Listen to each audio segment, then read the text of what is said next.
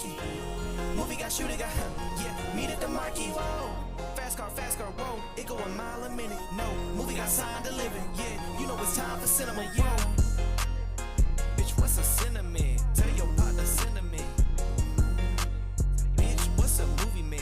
MP40 doing man. Tell him keep it cinema. Tell him keep it cinema. Movie guys on deck, movie guys on set. Boy, we can set the stage and shoot it out for real, but I ain't seen an IP yet. Wait, Lock told us it'd be a last fight. Going Jim Carrey with the mask like. I've been making movies since a past life. Everybody asking what is that like. Last critic in the fast clinic. Bag on me, but it's stacks in it. Me and Quad going cinema from the intro until the last minute. Super Saiyan, I don't have limits. Run the game like the Flash with it. Get fly, get the money, then run it back. That's the last tenant. Movie guys on your screen, make the fans all scream. Your girl came through, said she wanna join the scene. X-rated Maxine, pitch black, got the vision still. Making moves, have to sit them still. Beef with us, you better be for real. Either cut the check or I'ma clutch it still. Cut the malarkey, that pistol get sparky. Movie got shooting, got yeah, meet at the marquee. Fast car, it go a mile a minute. Movie got signed delivered. You know it's time for cinema. Whoa.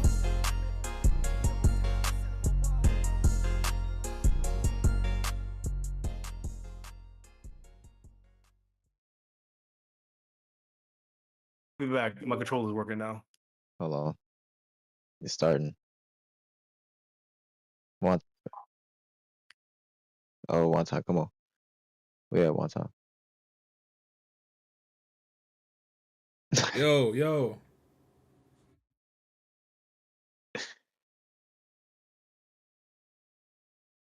Y'all hear me? Yeah, we hear you. Do I sound sexy? Yeah. You sound. Yeah. I just realized this ain't gonna, hold on. The way I got it set up ain't gonna work. Hold on. Hold on. God Yeah, fuck. this nigga. So this is so unprofessional. Jesus. We playing Minecraft, y'all. While talking about Minecraft. Again? Yeah. Let me do it. Hold on. Yeah, I forgot to switch my controller to Xbox mode. I invited you.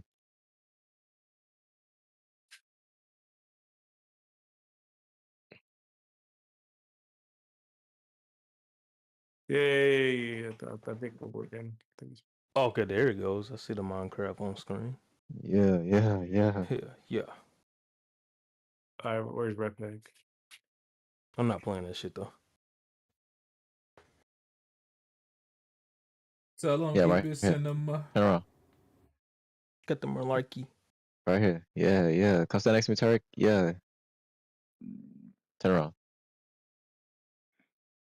Yeah, now you look at the screen. Yeah. Look at this nigga Taarec. He's just on the screen. Hey man, we the movie guys in a movie theater in Minecraft. Yeah. Yes, sir. So real quick, before we get started, my apologies for the late start.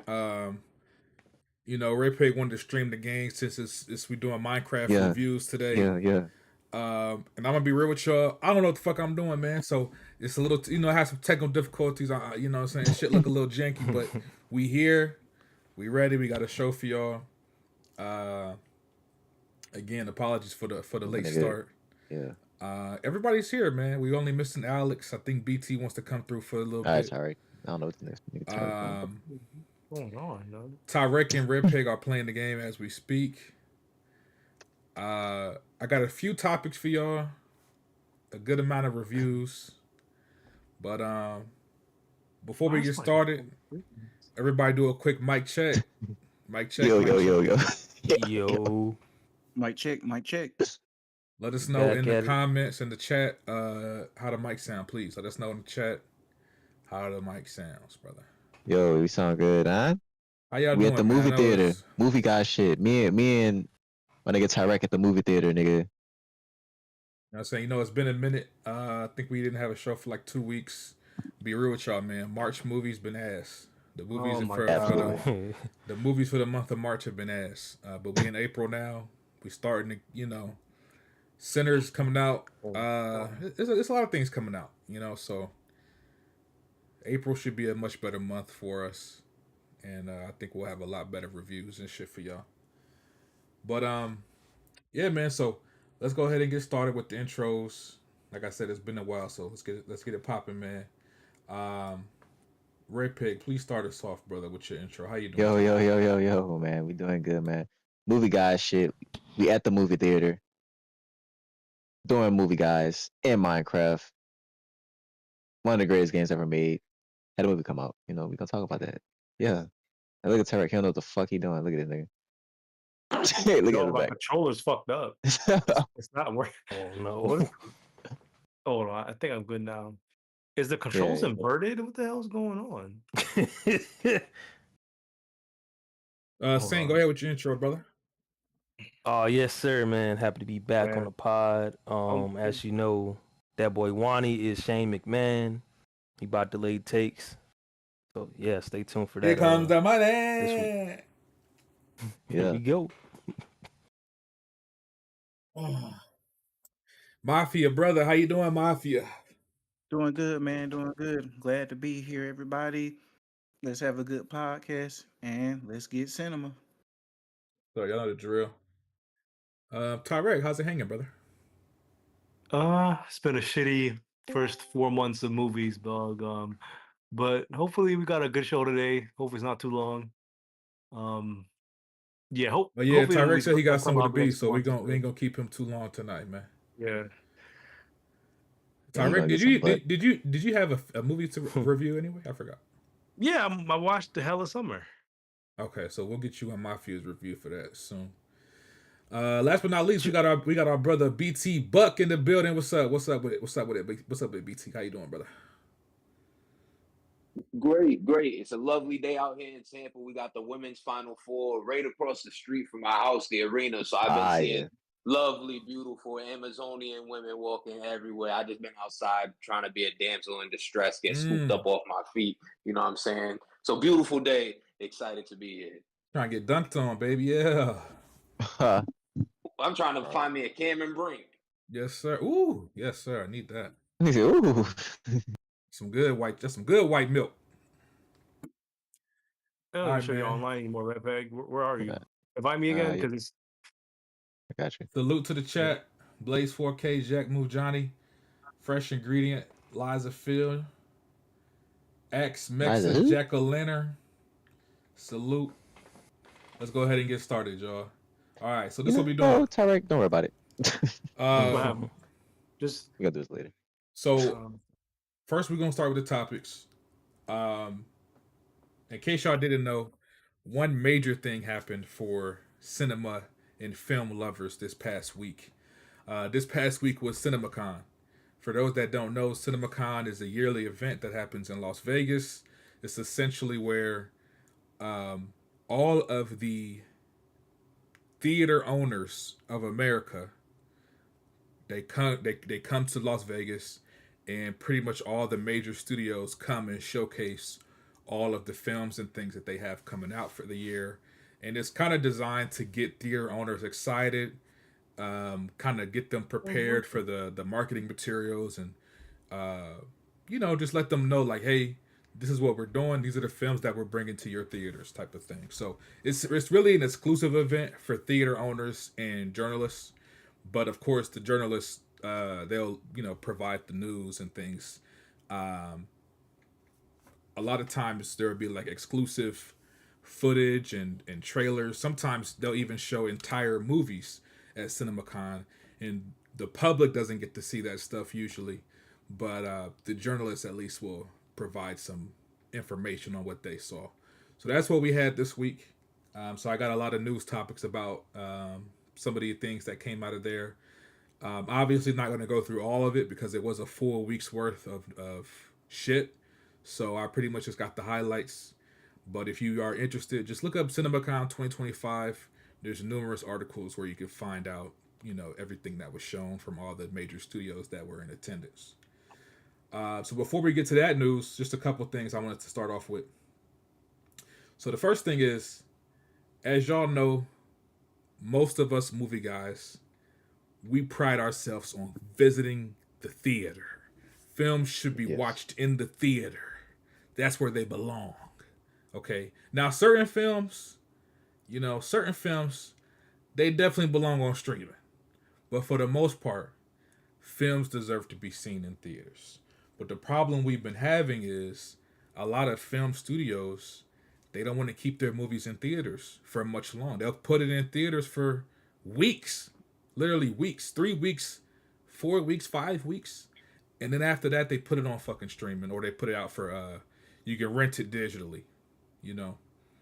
And it's a huge problem because a lot of great films, in my opinion, they suffer that way because by you taking it out of the theater so quickly, it limits the need for people to go out and see it. And you could argue like, okay, well, if you put it on streaming, more people might watch it because they don't want to go to the theater.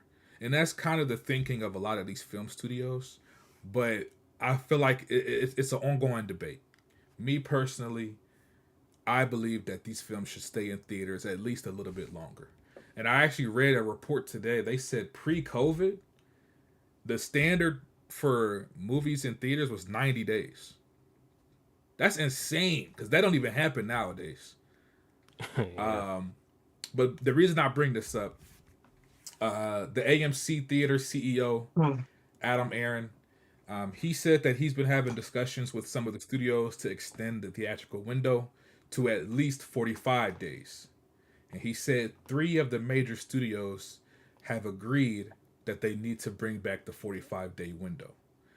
Now, that doesn't necessarily mean that they're going to do this immediately. Obviously, they're going to have more discussions about it, and we'll see what happens. But I just want to get y'all's thoughts. How do y'all feel about movies staying in theaters longer? Especially, I know BT's been watching a lot of his movies, streaming and digitally. So I want his thoughts as well. But how do y'all feel overall? What are y'all thoughts on movies staying in the theater longer? Do y'all think that's a good thing, or y'all don't really care? How do you feel? I'd appreciate it if they kept the movies in the theaters a little bit longer. Because sometimes I feel like Magazine Dreams, for example, I felt kind of pressed to see that since it was only playing at AMC and they only had it there for like a week. Had it been longer, I felt as though it wouldn't have been such like a chore to go see it if I just had a little bit more time. Because my schedule's been kind of busy lately. That's my thoughts. Yeah, I've been seeing the discourse on Twitter, and how everybody's been feeling with the nonstop bullshit of the price gouging of tickets, the nonstop ads, and then movies going to streaming literally like 2 weeks later.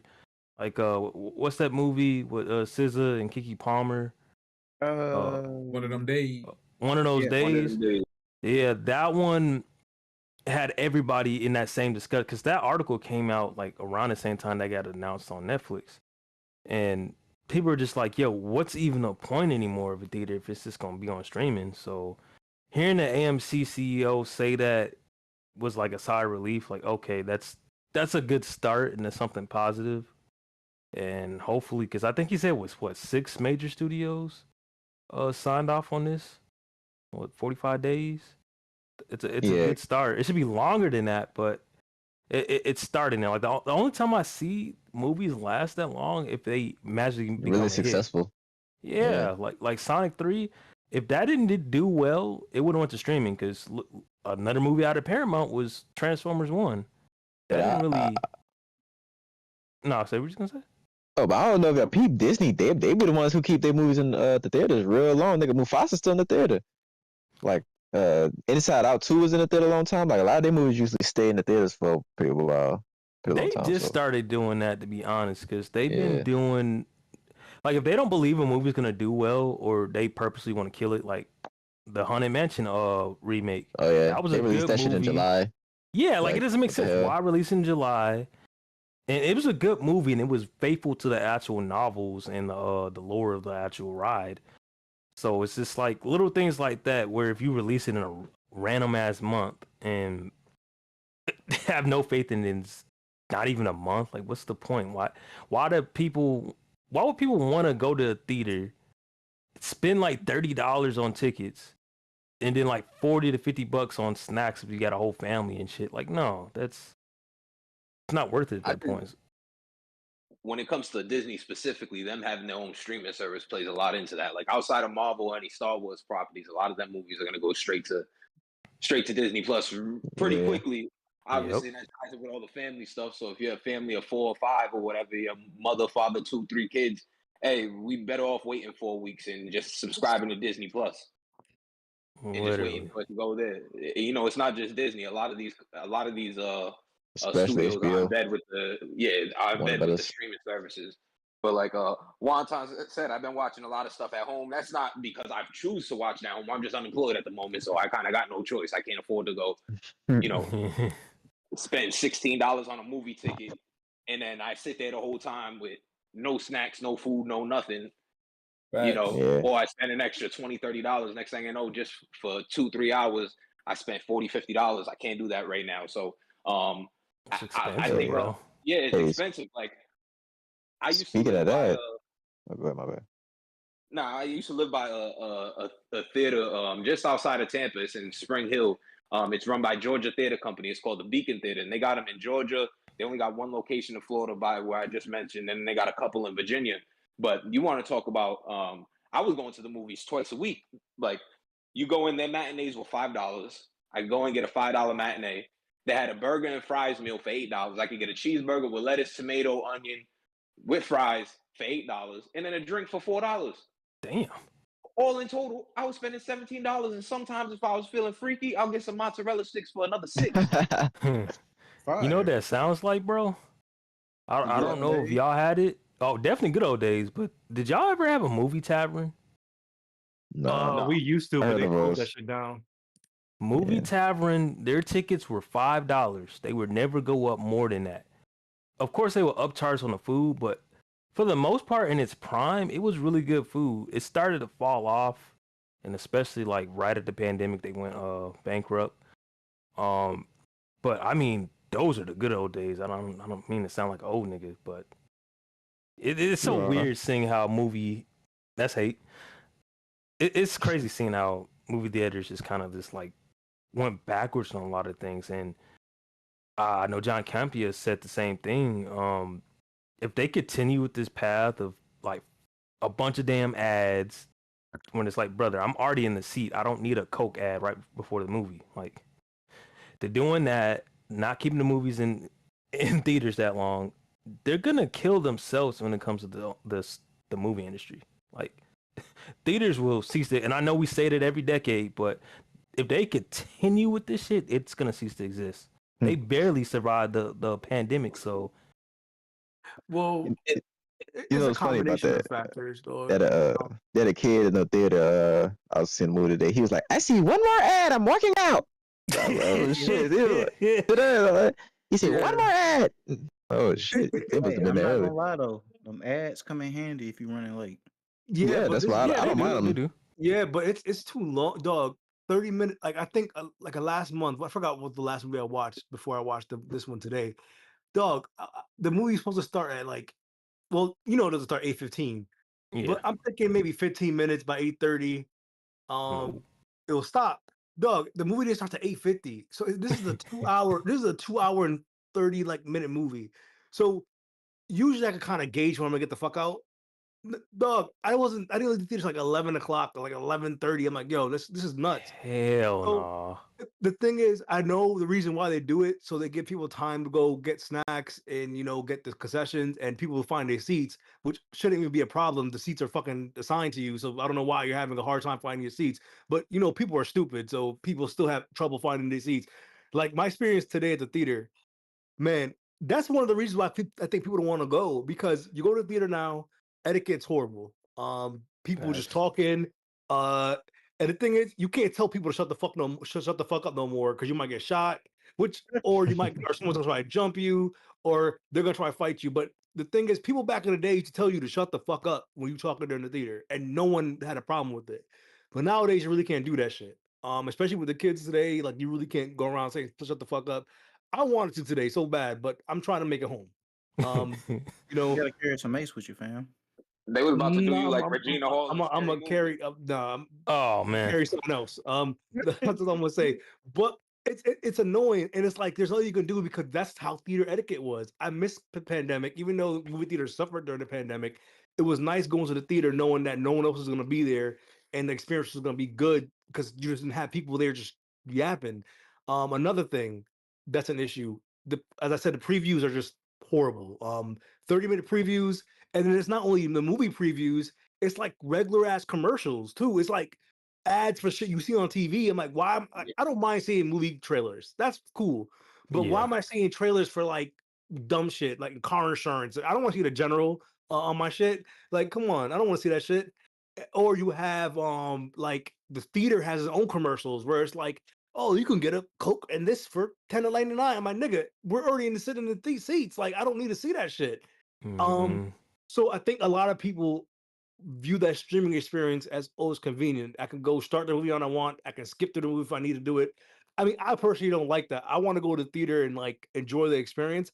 But I'll say this: it's a lot harder nowadays for avid moviegoers to enjoy that experience. It's just too much stuff going on. I think one of the like ideas for one of the theater revival was like to bring bowling alleys and shit like that. I'm like, that's not gonna help y'all. That's just bringing more noise and chaos into your fucking theater. We don't need that shit. They're gonna have I more just debt to do that. well, the thing is with them is I don't blame them for the prices of the concessions. That's how they make their money because the first week, remember the first week of the movies in there, I think it's like an 80-20 split, and the more the movies out in theaters, then the movie theater actually gets more money from the split. But now because the theaters only have the movies for what 25 days, they don't make shit the first week, and by the time it's the third or fourth week, it's streaming, so people ain't going to watch the movie no more. So theaters just aren't making money off those residuals anymore. So of course they're going to raise the prices of the concessions. So it's a thing where the studios and the theater have to come to some sort of agreement where like, yo, you cannot cannibalize us because that's essentially what's going on with what's the day limit now? 15, 30 days. It needs to go back to 3 months. Maybe it needs to go Yeah. to 6 months again because 6 months is nuts. That's no, it's because not. they can't do that with 6 streaming. months is pushing it. Yeah, 6 Yeah, months too long. 3 months is kind of perfect. I don't know, dog. I Because feel like it should be a minimum 60 days. 2 months, that's a minimum 60 days. I don't see. I don't really have an issue with that either. I just think they don't need to like expand like there's like bowling alleys, arcades. That doesn't need to be there anymore.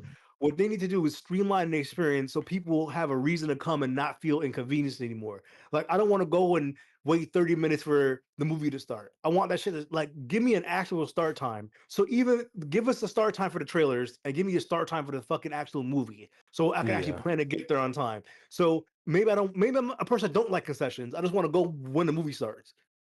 Yeah. That's cool. Yeah. They need to start streamlining the experience so it's easier to watch. It's even though it's easy to go get a assigned seat, but the experience of going to the theater is just so much more annoying now than it used to be because it's just people just don't have respect no more. People need to get slapped. That's a fact. That personally, and maybe this I don't. You know what? I'm gonna sound like an old grumpy old man, but you know what? I don't think if you under 21, I feel like you shouldn't be allowed in the theater after 8 o'clock.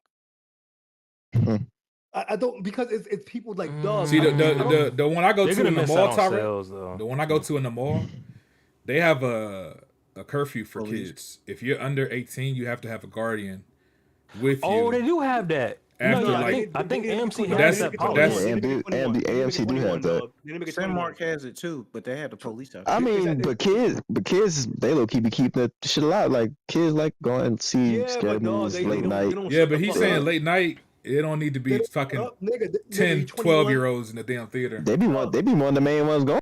Yeah, but dog, they Yeah. don't be shutting the fuck up. They don't shut up. The dog. I mean, I'm I telling you, get that, dog. but that's like bad for business. Yo, hey man, you know what's bad for business? Me slapping the shit out of one of them kids. That's bad for fucking business, okay? Like, or so, and that's me just slapping some. Someone. The thing is, I'm not saying nothing crazy is gonna happen, but someone's gonna lose their shit, dog, and beat the fuck out of one of these kids, dog, because they don't, dog, they don't. You know, it's not only the kids; it's grown adults too. Grown So adults, I yeah. can't even say the kids, but dog, it's getting to a point. I remember me and Alex talked about it like when we first started the podcast. It's gotten worse, dog. It's worse Yeah, it now. I'm has. like, yo, people just don't know how to shut the fuck up. Like, I don't mind people be on their phones as long as your brightness is now and you're not like having a flashlight on, whatever.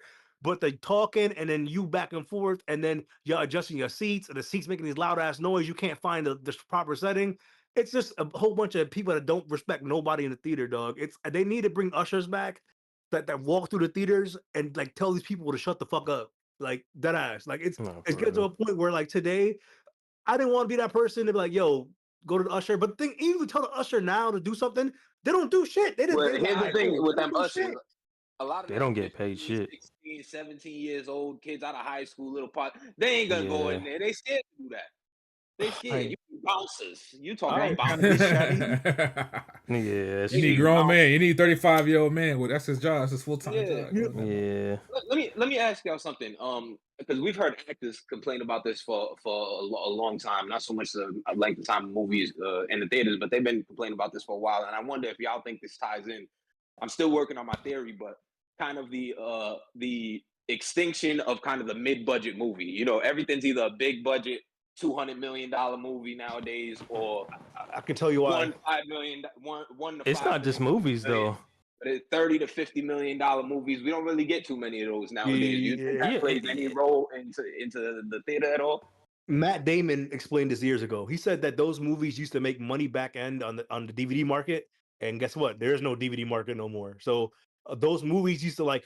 That's the thing. When I was younger, my mom, like, even though we didn't watch every movie in theaters, we know when a movie's coming on DVD, we're gonna get it. That doesn't exist anymore. And all those little mid-budget movies used to make so much on the back end from just getting DVD sales. So they had they're like, all right, maybe we're not gonna get a whole bunch of box office sales, but we know we're gonna get so much money from DVD sales. That whole market's gone now. That should disappeared the last 15 years. So that's why those movies don't exist anymore, because they know they're not getting that money back after they lease theaters. So this is what happens. The streaming don't give them the residuals anymore, and the streaming residuals are fucking horrible now. Like, Yeah. they still have to, I think they're still figuring out how to actually adequately play these people, not just the actors, like the cinematographers and everyone working in the background, the makeup artists. A lot of those people don't get compensated from streaming at all. The DVD sales, they had that shit built into their contracts or stuff like that. Like, if you had a movie that came out in the mid 2000s and people were buying your DVDs, you're still getting money from those DVD purchases like today, or those video on demand purchases. That doesn't happen no more.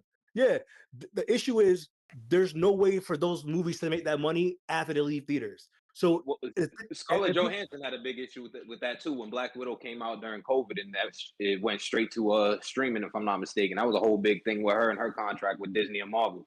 Yeah, well, they weren't gonna pay her for it, and then she sued them, or she initiated a lawsuit, and then they were like, "Oh, hold on, we'll sell it," and they paid her up front.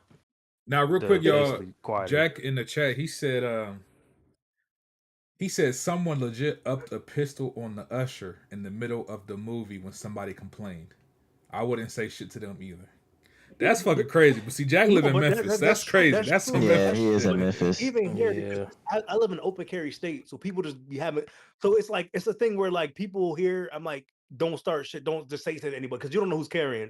So that's why I think people in certain states don't say shit to people in theater because you don't know if someone's gonna shoot you or stab you. So that's why I feel like a lot of people are scared to say anything. But the thing is, those people who are scared to say shit are gonna start bringing their shit to the theater, and it's gonna be a shootout in that bitch like one day. I swear to God. Yeah, and they get paid minimum wage too, so like you can't expect them to lay their life on the line. But that's also a thing why it's gonna die. Yeah, but now real quick, Jack, oh, you want to say something, Jack? Yeah, this one thing, Jack. I saw your comment. I want to reiterate. This is just me only. When I mean the ads, I'm not talking about the trailers. I enjoy trailers. It does get annoying sometimes if I'm like going every week and I'm seeing the same shit. But it just depends on what genre you're watching too. But I'm talking strictly, yeah, it's part of the experience. I'm talking strictly about the ads where it's AMC with a 5-minute Coke commercial. I kid you not, it's like almost 5 minutes. Then they hit you with the No Kidman. I need that one. I'm fine with that. That's the signature. But then you're getting also a IMAX or Adobe ad, and that don't feel special no more unless it's your first time watching it or the one they did with Fantastic Four for Captain America. Like stuff like that. That's cool. But It gets annoying after a while, bro. I don't want to see. Sometimes they have multiple local ads too. Like the one I go to, they'll have like local businesses will have an ad. Yeah, They used to do the Eminem one every fucking time you go to the theater was an Eminem ad. That sometimes they still do that one.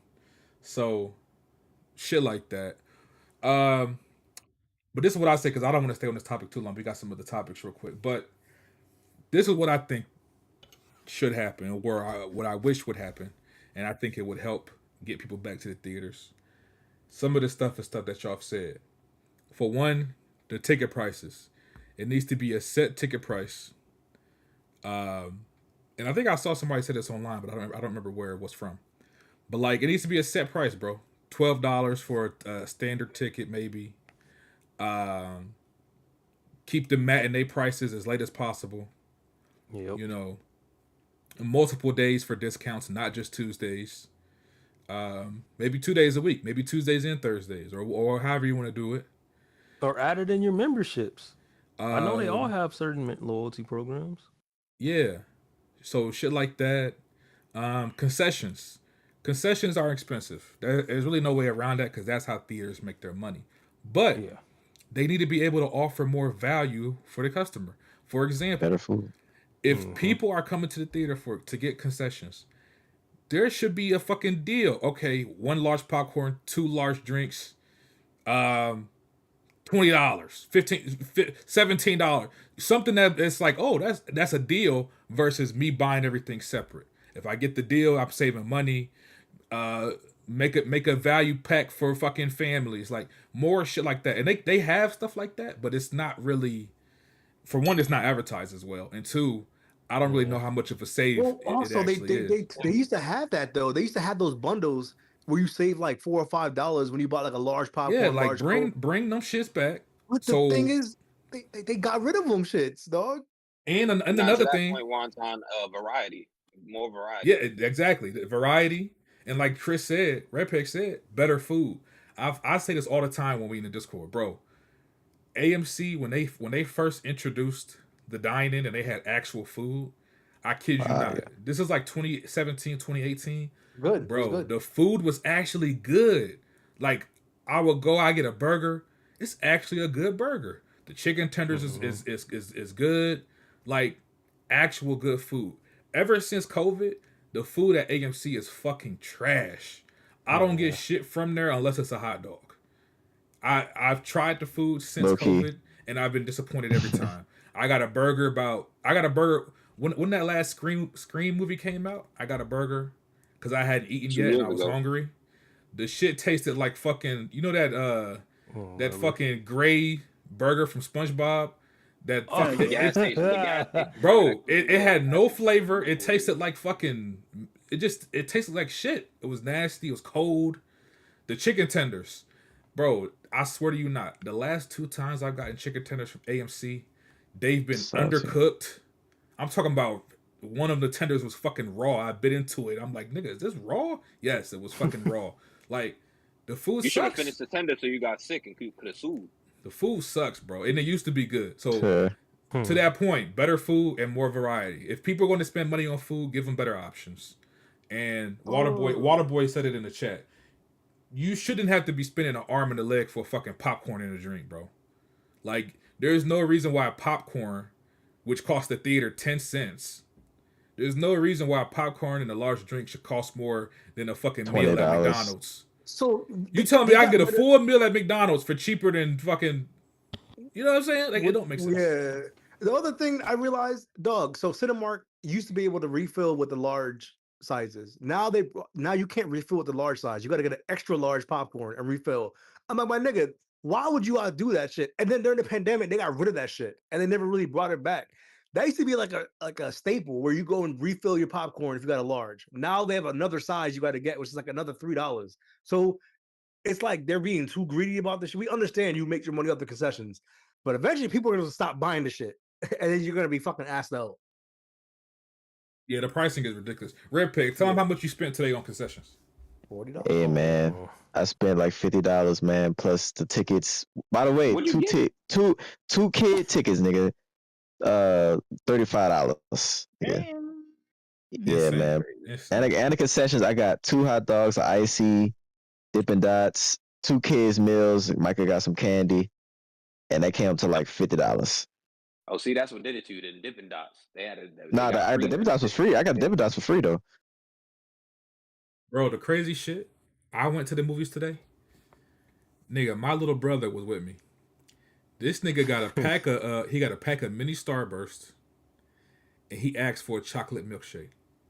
Holy shit! Oh shit! Y'all know how much it costs for those He was trying to break the bank. bro, for those 2 items. $17. 40? Nigga, it was $22. Oh shit! Damn. $22 for a pack of mini That's Starburst and a crazy. chocolate milkshake. Good. That milkshake You know what's funny, Taarec? An hour and a half into the movie, they didn't bring it. I went out to the fucking concessions, had to wait in that long ass line. The nigga called the kitchen. They talking about, oh, we don't have that order, so they just gave me a refund. So What? I got my fucking $11 back, but nigga, it was $22. I like what? Honestly, you ain't air out the spot?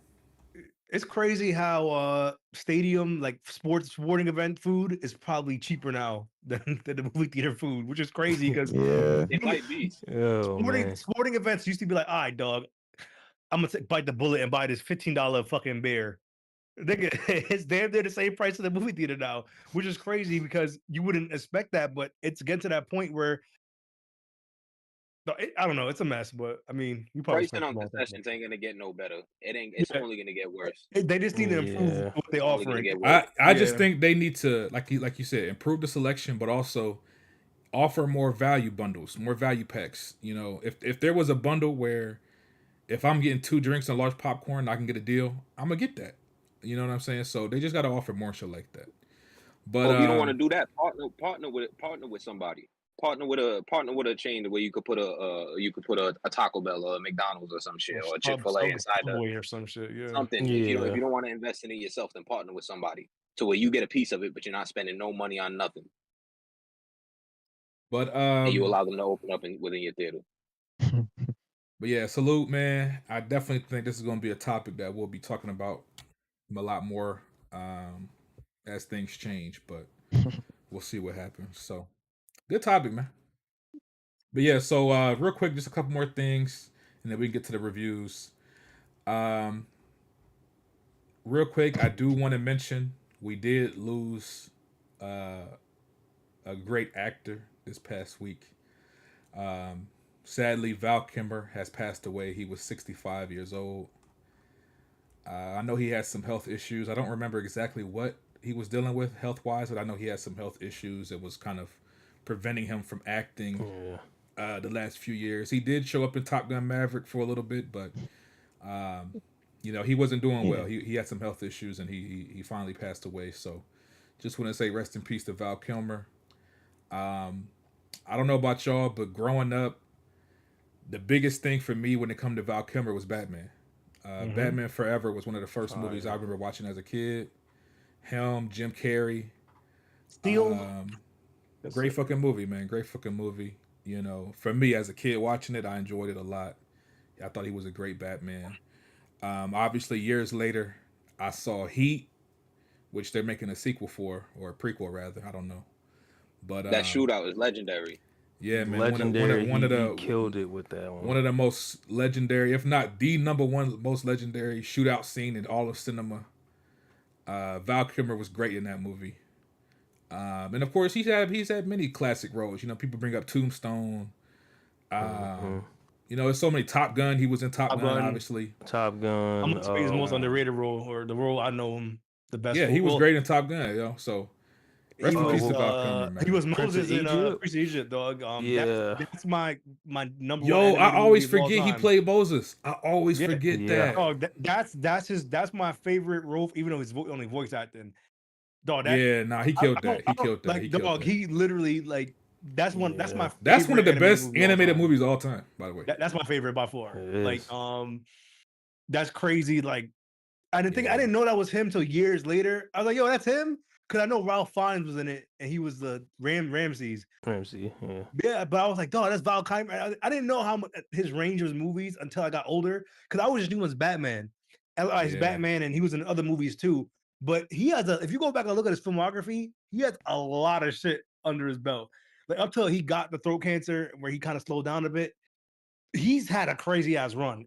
Like I don't think anyone's gonna remember him as this like top flight actor, but he's that tier right like under. I don't think he won an Academy Award or anything like that, but he was he didn't, but he's been in so many different roles and movies. His range is absolutely fucking insane. Like go and look at his filmography. Underrated movie he was in. People don't talk about this in Denzel's filmography either, but Deja Vu. I love Deja Vu. He was in that. He played an FBI agent or something like that in Deja Vu. I used to love that movie. Yeah, his Batman is very underrated. He, like y'all been saying, that shootout scene is so iconic. And I don't think people realize how impactful that scene is. Like, without that scene, you don't get the Modern Warfare 2 infamous airport mission. You don't get that without that fucking scene. Like, his chemistry with a lot of actors, too, and just the energy he brought was just unreal. And it sucks, rest in peace to the legend. I know, he, like y'all said, he's been battling throat cancer and a lot of other health issues. So I'm just glad he gets to rest easy now. It sucks, but he's forever legendary and immortal in cinema. Yes, sir. Rest in peace to Val Kilmer, man. All right, so now we can jump into some of the CinemaCon news that we got. Really just a few things I want to touch on, and then we can get to our reviews for the week. Number one, Red Pig, this is for you, brother. Oh. John Wick 5 is officially happening, baby. Woo! Boo. Yes, sir. That nigga dead. I'm thinking I'm back. back. How's he making another movie? I'm thinking I'm back. No. Yeah. Hopefully he starts saying no. You don't see the body being buried? He's not dead. Yeah, exactly. Speak on that Mafia. Yeah, we saw his body collapse. We didn't see him actually in the grave. Oh my god, that's just the old movie trick, huh? The old movie trope. Right. All I'm saying is, John Wick 4. I watched that shit like maybe like 30 or 40 times, nigga, the last couple of years. That's a long movie. That's a long movie. It's a 3-hour movie. Nigga, but the thing is, it doesn't feel like it. That's why I could watch it for 3 dog. And that's the thing. It definitely feels like it. None of his movies feel like long, but they're all his movies like 2 hours and 15 minutes, like at minimum. So I still think that Dragonfire scene is one of the, like y'all just said that the Heat shooting scene was the best one. I think that's the best shooting scene I've seen in movie history, dog. That shit to me was like, especially in the theater, and I was like, yo, how did no one come up with this shit before? That shit was, to this day, is still fire, dog. I'm still, I mean, I know the John Wick universe, it's like, I don't take it seriously, so I don't really care if he comes back to life, because nothing in that universe makes any fucking sense anyway. But I'm excited to see some more. I want to see what direction to take it in. Hopefully they don't fuck it up. Hopefully there's a story to tell, but I'm hoping it's good. Yeah, Ballerina comes out this year. Yeah. I don't trust Lionsgate, bro. Y'all got to remember with the bullshit they dropped last year, bro. So I'm worried they're going to run this shit to the ground like the Matrix. Like, 4 ended on a really good note, because I did not fuck with 3 like that. Until 4 came out, I was like, okay, I can appreciate it.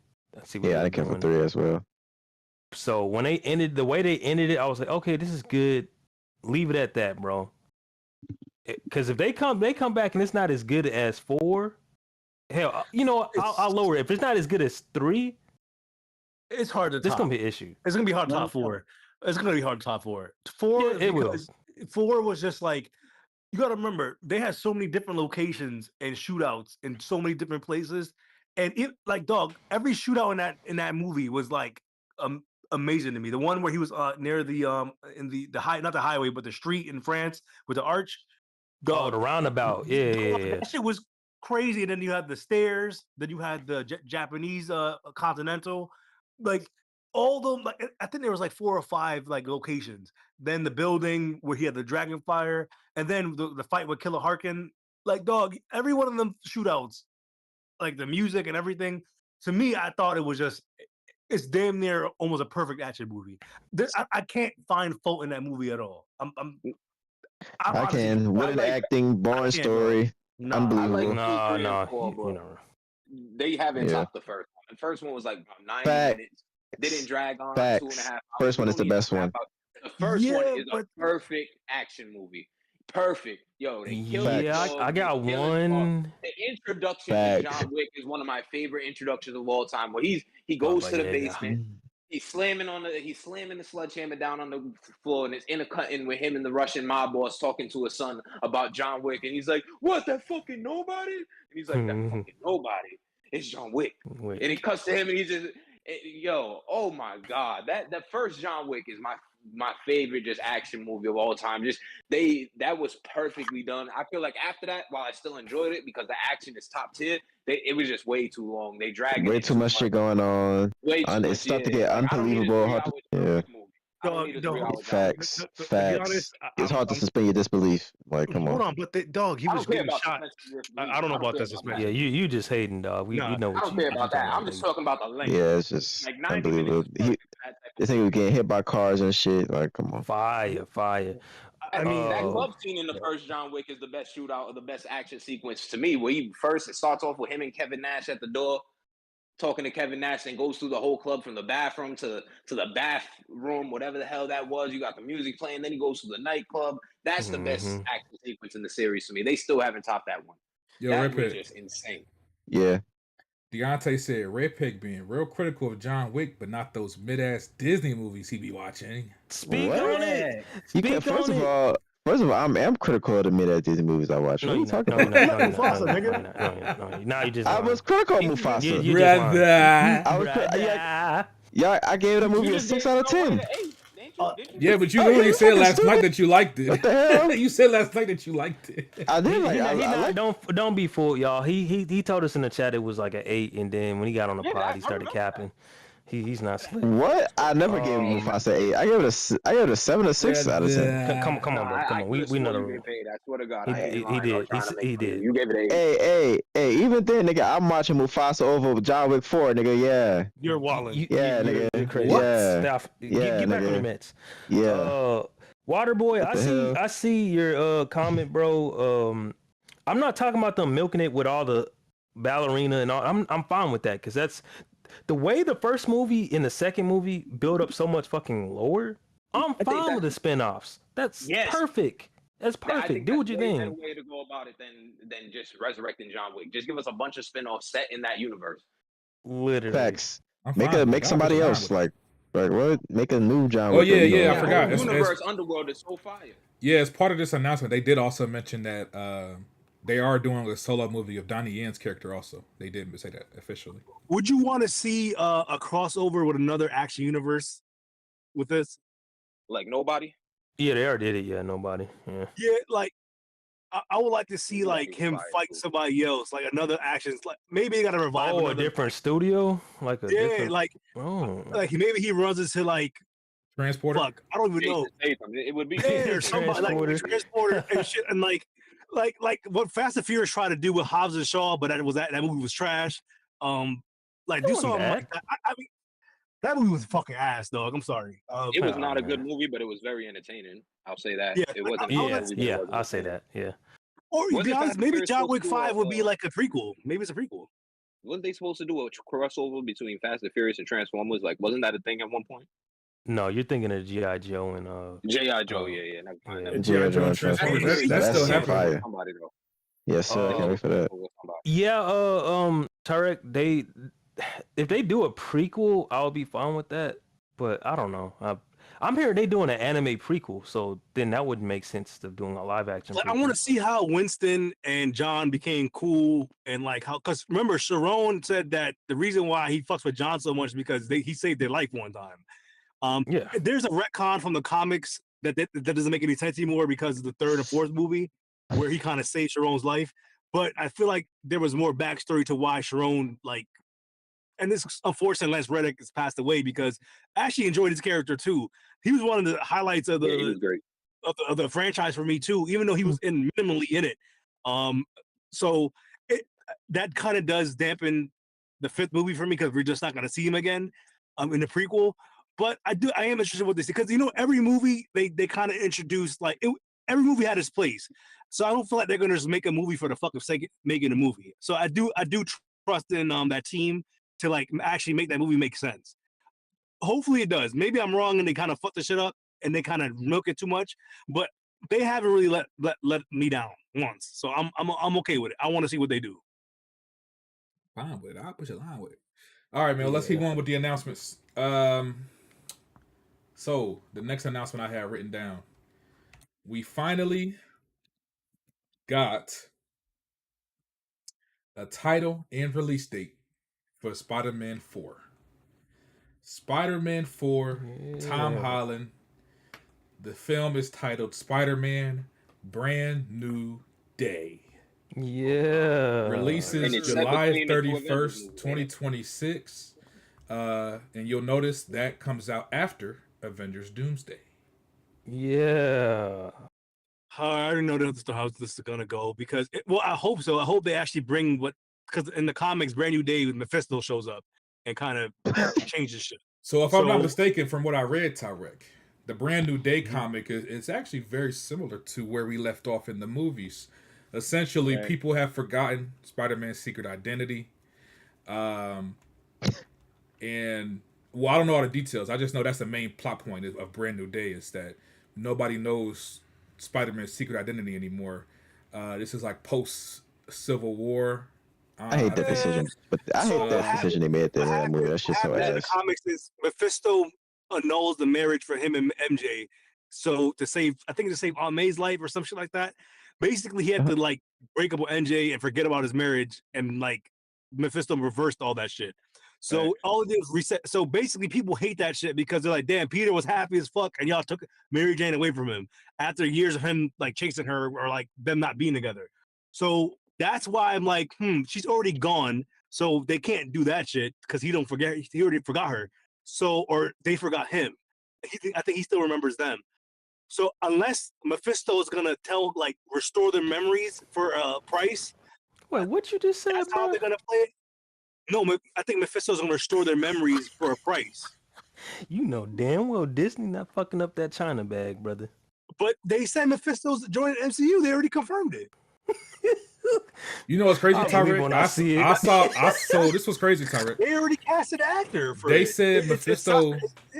So this is the thing, Taarec. They said he's supposed to be in Ironheart, but I just saw a leaker say like a month ago that they pulled a bait and switch and that his character is not actually called Mephisto. His character is. They're gonna do what they did in Iron Man 3. Yep. Some other They're gonna do what they did in Iron Man 3 with the Mandarin.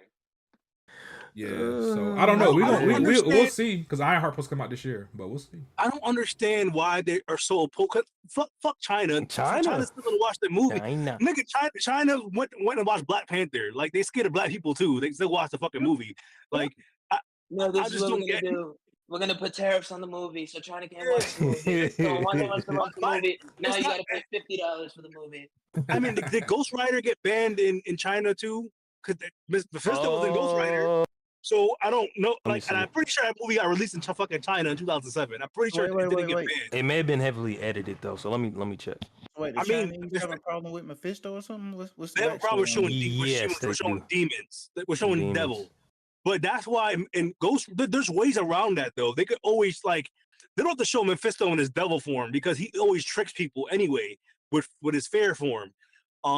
So I'm honestly, if they don't bring him in this movie and they name the Brand New Day, I'm gonna be fucking tight. Here's my biggest concern with the movie. Oh, go ahead.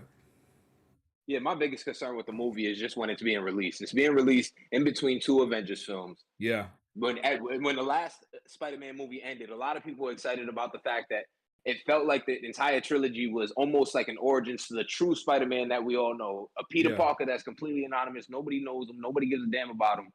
And he could just be Spider-Man. You have a separation between who he is as Peter Parker and who he is as Spider-Man. Now you got to see Spider-Man out here struggling to pay his bills, struggling to live his life, trying to make ends meet, fighting crime, being a vigilante or whatever. People were excited about that. Like, oh, finally, we're going to get separate from the Marvel Universe. None of these characters know him. We can get a true Spider-Man film. I feel like with them sandwiching it between two Avengers, it's going to be too heavily connected to everything in the MCU, where people who are excited about seeing Spider-Man off on his own for the first time in the MCU, because we haven't got that since he was introduced, are going to be very disappointed. That's my worry.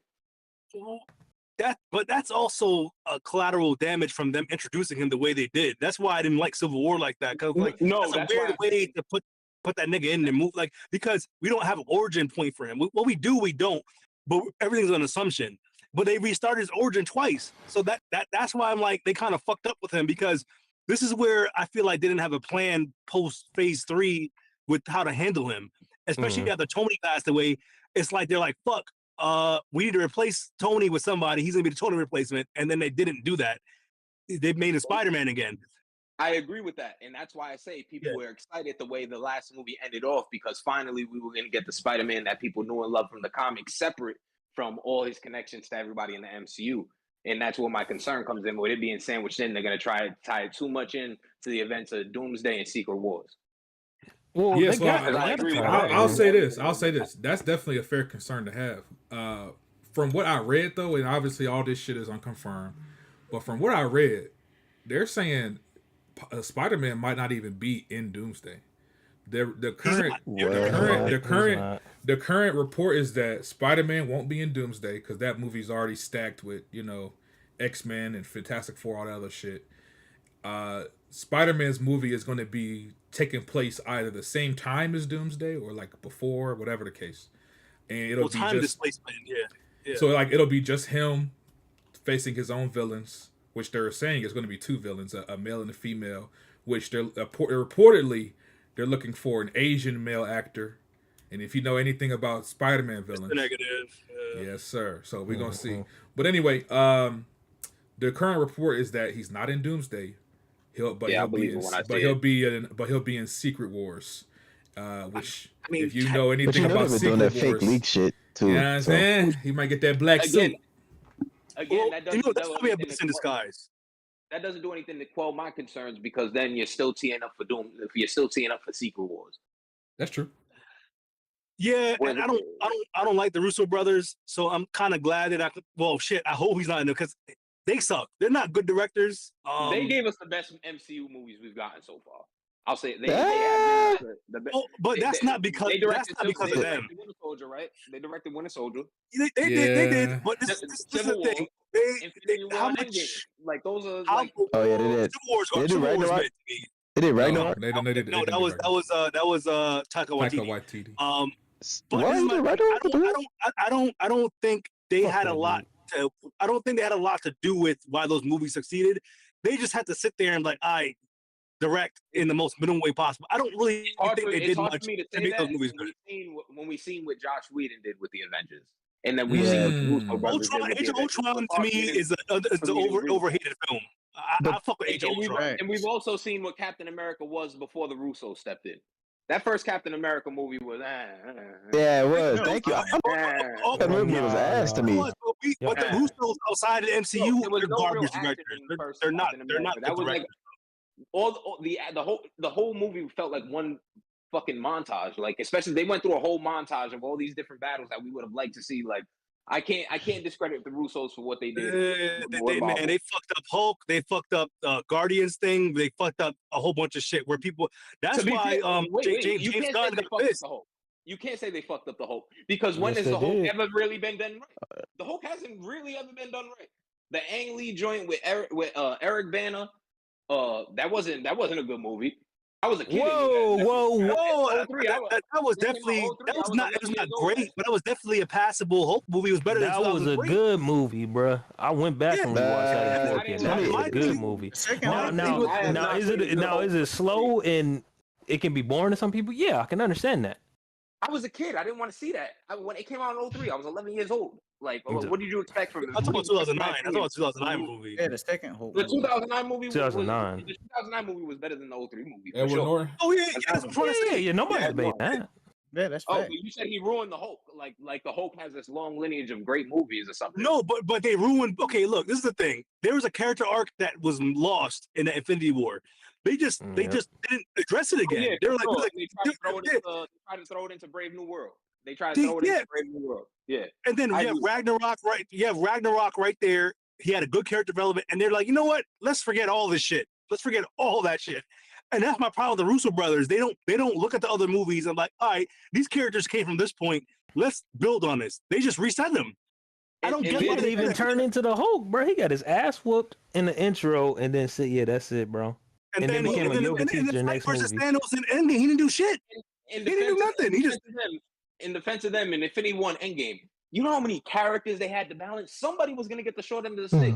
So why not give the short end of the stick to the guy that we can't make solo movies for without Universal? We can't make solo movies, so if there's gonna be one person we gotta give the short end of the stick to, it's gonna be You can't make you can't make a solo film, but you have them right there for that. Like, come on, we have Avengers 1 we're talking about. He had like one of the best arcs in that movie. I understand that. I understand that. What I'm saying is, from a Marvel, I'm not putting that on the Russos because from a Marvel standpoint and a business standpoint, and they're looking at we have so many characters to balance. If Marvel's probably like, hey, these are the people we need to focus on. We can make more money off of them than we can make off of the Hulk. But they made the wrong choice. But Joss Whedon that in Avengers 1, though. Talking about here. I'm not putting that on the Russos. Is all I'm saying. We know in hindsight they fucked up. We know in hindsight they fucked up Hulk. No, in I'm hindsight they fucked up, dog. I'm not saying that. I'm not saying they did a great job with the Hulk. They didn't. What I'm saying is I'm not putting that on the Russos. I'm thinking that was more of a Marvel thing, a Marvel decision. But look what they did. A lot of characters up in that movie, though. She-Hulk. You did the whole She-Hulk thing, so it's not like anybody else has done anything great with the Hulk. The She-Hulk show was whack to me.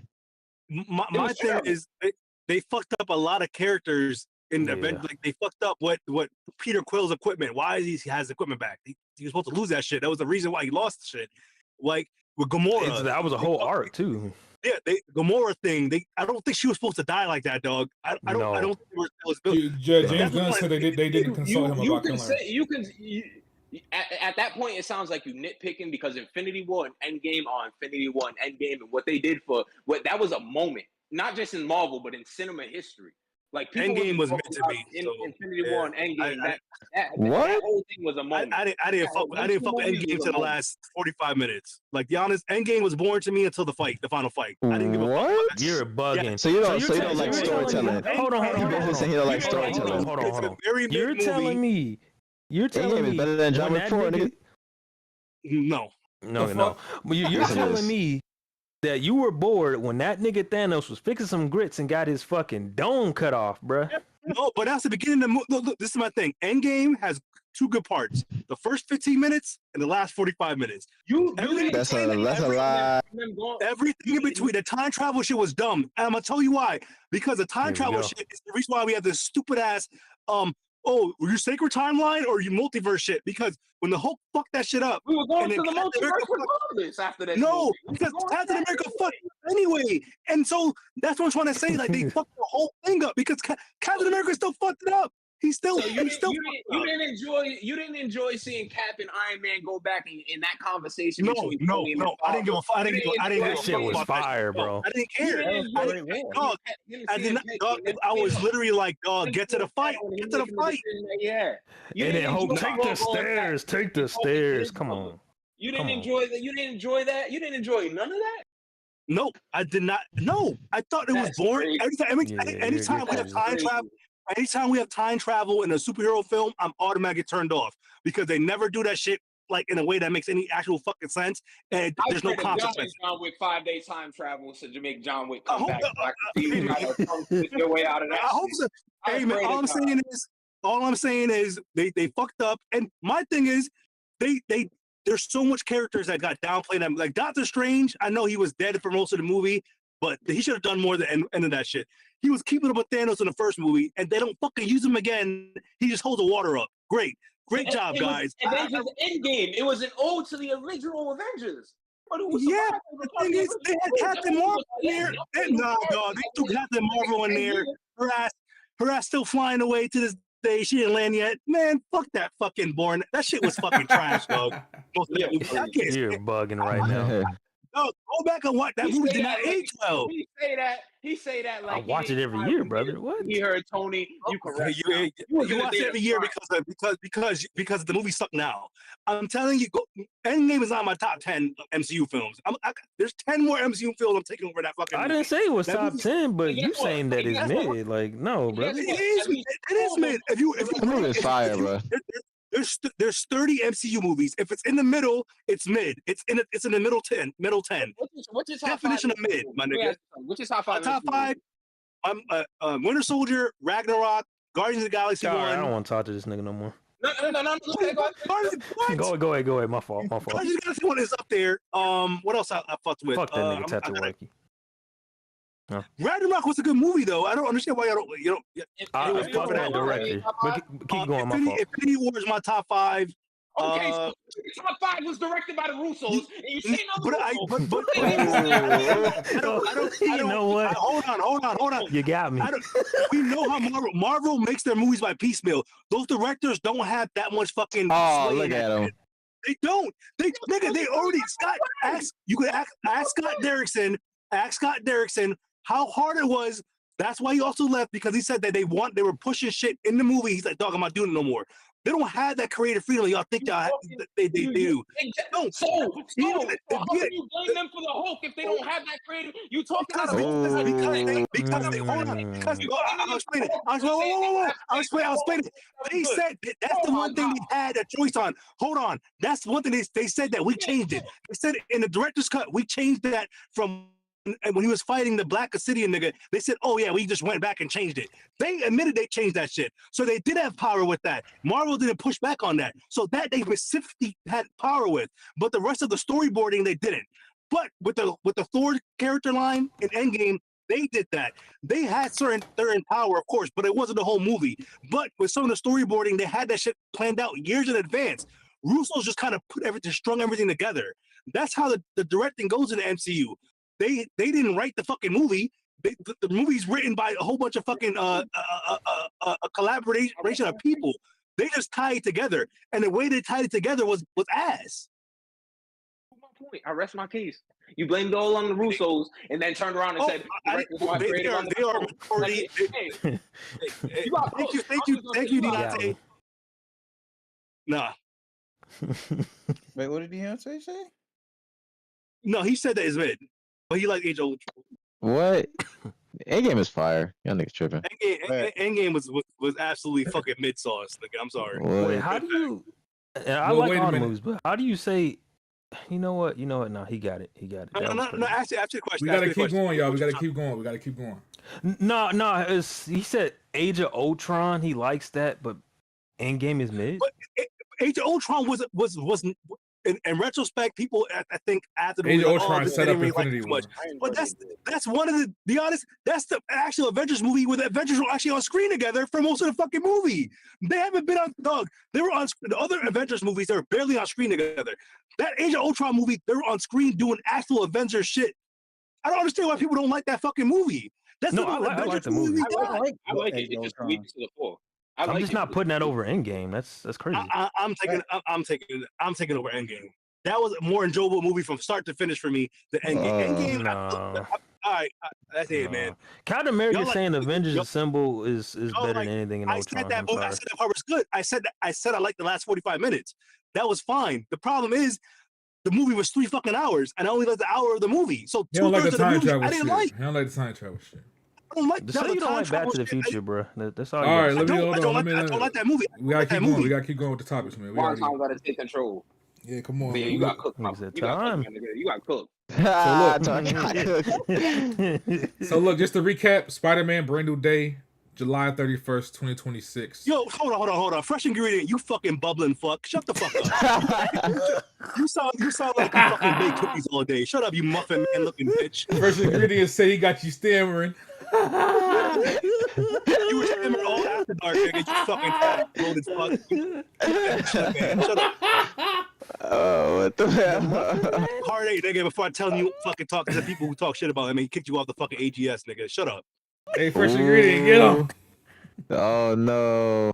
Before I bake a cookie in take- your mom's pussy, nigga. Shut up. Whoa, Yo! What Lord, what the Mama do got fuck? to do with this? What the You hell? told a nigga You he gonna gonna bake a lose cookie a in his viewer, mom's bro. pussy?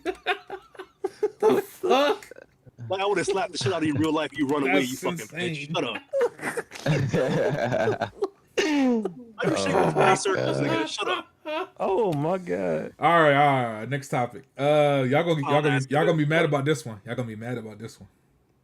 Shit. Look at my speed. Beyond the Spider-Verse. Release date June 4th, 2027. They lied to us. They said the movie was coming out 2024. They fucking lied. It's coming out in 2027. How do y'all feel? That's gonna hurt the anticipation for the movie. No. No, that shit's still gonna do I numbers. don't care. No, I'm fine with that. They slaved the animators literally like the week before the movie was coming out. So this, I'm And you fine don't with think it. the same gonna happen, nigga? What the hell? No, I know the same. I don't think it's gonna be as severe as before. But I want to say, everybody was roasting Jeff the Snyder. It had the director was gaslighting them, and everybody on the team was gaslighting them. Like, you don't know what you're talking about. And he told us this movie's getting delayed to 2027, bro. They was having issues. They What should the just been issues, upfront bro? with it. The It's a movie's lot not of even stuff. animated yet. They still work. Like, there's so much they got to do. It's so much that was going on. Like, a lot of the actors didn't even have a script yet, or I think they still don't. Well, they made the last movie like they had the whole script for the next movie already done. Exactly. They Yeah. lied. They fucking lied. They lied. They lied. That's not done, bro. I mean, I'm very hopeful. I did see some of the stills that they released, and from what I was told, the footage that was shown, they definitely taking some new techniques on animation. Yeah, they and did say that. They said they're implementing some new animation techniques, whatever that means. Like what? I just assume it's not that gonna means be the hand-drawn? animation. Well, no, it's Look at the still going to stills, be bro. hand drawn, but apparently the animation is going to be better. So I don't know what that Yeah. means. Though. Yeah. Did you so see that's the pretty cool. stills, or do I might have some? Nah. saved. I'm gonna post in the chat. No, I think I seen. I glanced at them. I didn't really care to see them. I ain't gonna lie, I don't give a fuck about the movie till the next big trailer. But yeah, this movie. Wasn't that your movie of the year when it came out one time? Spider-Verse? That was 2023. No, 2023 was Oppenheimer, brother. Yeah, Oh, Oppenheimer, John Wick. Well, it was 2024. It was Oppenheimer. No, that was 23. John 24 Wick. was that's last year. 23. 23 was stacks. 23. Nigga. Yeah, 23. I'm sorry. They Yeah. should looking ass for movies. Goddamn. I tried to tell y'all, it's not looking too good. Yeah, 2026 and 27 blowing this year out the water with movies. Yeah. Oh, look at the stills well, I you just know sent, what? Peggy. All right. But we're gonna see because I've noticed too. There's a Oh, lot shit, of Taarec movies to coming leave. out this year that are like just now getting announced, or some that aren't even really announced yet. So we'll see Yeah. by the end of the year how it stacks up. Ran that nigga off the pod. You heard? Fire. Oh damn, Taarec did say he had to go at midnight. I ain't get his Yeah, review for, yeah. Yeah. I didn't get his review. Oh well. But yeah, Beyond the Spider-Verse, we finally got a release date. Fucking 4 years after the last movie. Crazy work, because they definitely lied and said it was coming out 2024. The shit wasn't even made yet. But you know, salute. All right. One last Marvel topic, Oh boy. and then one more topic after this, and then we can get to the reviews finally. So this past week we also got news for Avengers Doomsday, which comes out next year. We got some casting announcements. We haven't gotten the full cast announcement. Kevin Feige's teased that there's other actors that'll be in the movie that we haven't seen or been revealed yet. So is there like any big reveals? Oh, my bad. Go ahead. Yeah, so the main thing, a lot of the original X-Men are coming back for Avengers Doomsday. Nightcrawler, Cyclops, Wolverine, of course. Well, he wasn't. what? Yeah, Hugh Jackman. I think he was shown. His name was shown. No, I don't think his name was. It wasn't. Oh, okay. Well, I would still bet money that he'll. I think he's in the Doomsday and Secret Wars. Him and Deadpool. But yeah, a lot of the X Men are back. Beast, Kelsey Grammer, Professor X, Magneto, their old asses is coming back. Halle Berry says she's not coming back, but we'll see. Maybe they drop that bag off and she comes. I don't know who the fuck she thinks she is, nigga. Halle Berry, she ain't the hottest shit no more. She's Holly Bitch, you Berry, better nigga. take. Bitch, you better take that paycheck, hoe. Bitch, your titties is sagging now. Bitch, you is Yo. I still suck on it. Hey, you better relax. You were last Hey, on man. Happy, bro. That was wild.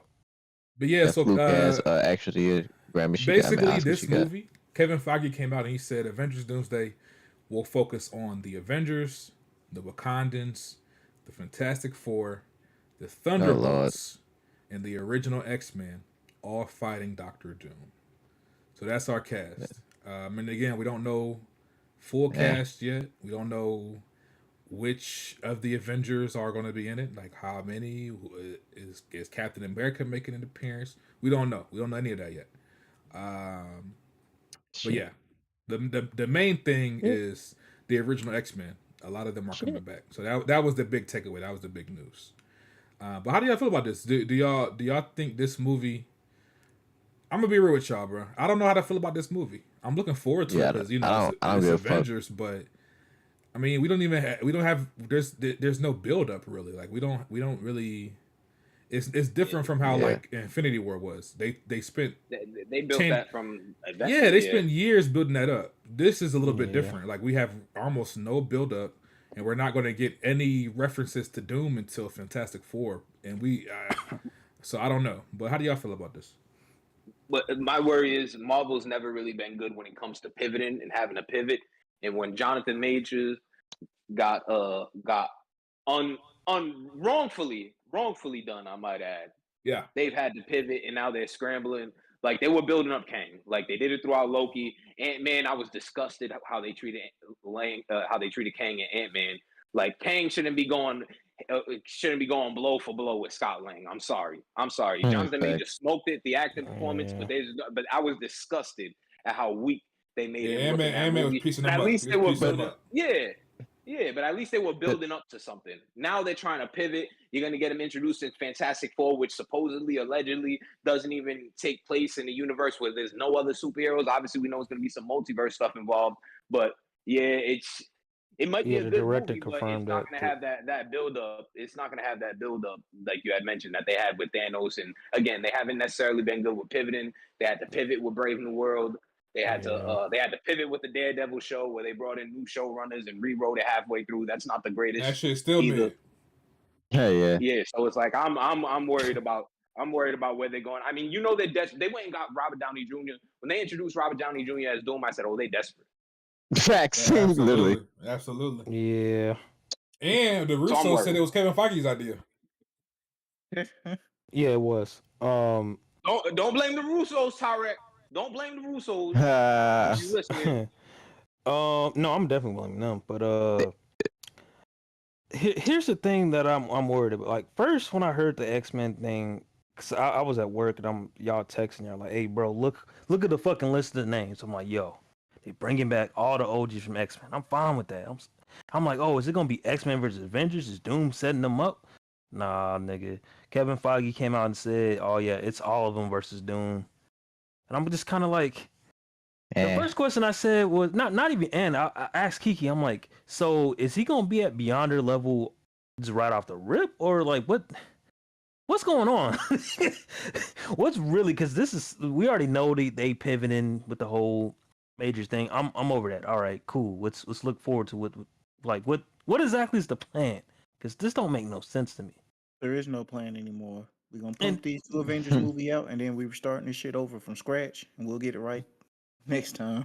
Bro, and I know. Because, Secret Wars is going to reset everything, but, like, my thing is, how am I supposed to, like, be excited for this when this just seems like they kind of just doing a nostalgia bait? Like, that's exactly what it is. Yeah, like, one of the homies, wrestling community I'm in Twitter, they tweeted out a meme, the I Am Robot meme. Like, so where's the plot? We don't got no plot. It's just nostalgia. That's all we got for you. That's Like, what you're paying for next year. You're paying for nostalgia, and in Bro, return, they'll give you good I- nostalgia, and that's why then I'm we're gonna reset it, and we'll try to do the story bro. right That's next why year. I'm saying, bro. I don't know how y'all hype for this shit or keep up this shit. I'm Marvel the fuck out, bro. I don't give a fuck about what's going on, bro. I Like, just yeah, don't like, give a fuck about what's going on, bro. I'm not interested in these shows. I'm not watching Daredevil, bro. I don't really. I mean, Fantastic Four. I'm gonna see it, but I ain't like, oh my god, I ain't hyped to see it, bro. I'm hyped for that. Monster, how you feel about Star Wars is how I feel about Marvel, nigga. I don't give a fuck, bro. After Endgame, it's like I feel like a lot of people don't give a fuck after Endgame. after Like Spider-Man. I mean, I'll be real with that's you. who we after Spider Man. It's just nostalgia bait. All the biggest movies. I don't know if y'all peeped. All the biggest movies, nigga, have been nostalgia bait, nigga. Bringing back Tobey Maguire, Andrew Garfield, nigga. Bringing back all the people in Wolverine, nigga. Deadpool Wolverine, like Nigga, they doubling down on the nostalgia bait. I let those two they do slide it, because bro. that was Bro, Sony Disney. Fox. I feel like Disney. I feel like Disney doing this shit with Star Wars and Marvel, nigga. Just straight nostalgia bait, nigga. They struggling to utilize new shit for real. Yeah. If you notice though, that's Disney's whole game plan because they're even doing it with the animated movies, bringing them to live action remakes and shit. Like, their whole shit is nostalgia. That's how they're making money right now. They need to talk to Nintendo and learn the true formula. But I don't know, bro. My thing is that that shit only gonna last for so long, nigga. They in that remake phase and nostalgia phase right now, nigga. That shit, y'all running out of shit to the nostalgia big with. So it's like, hey. And after this, and after these couple movies, that's gonna be a wrap for the nostalgia bait, nigga. It's gonna be interesting when they supposedly reboot the MCU after Secret Wars, if it does well, because there's gonna be new characters, new actors. So I don't know. But hey man, because that's what you can't recast. You can't recast Iron Man. It's not happening. They're gonna do it though. They're gonna have you can't do it because that's something like Spider-Man. No, that's Spider-Man. That's getting reset. That's getting reset regardless. Like that. That's out of the control. That's a whole Sony and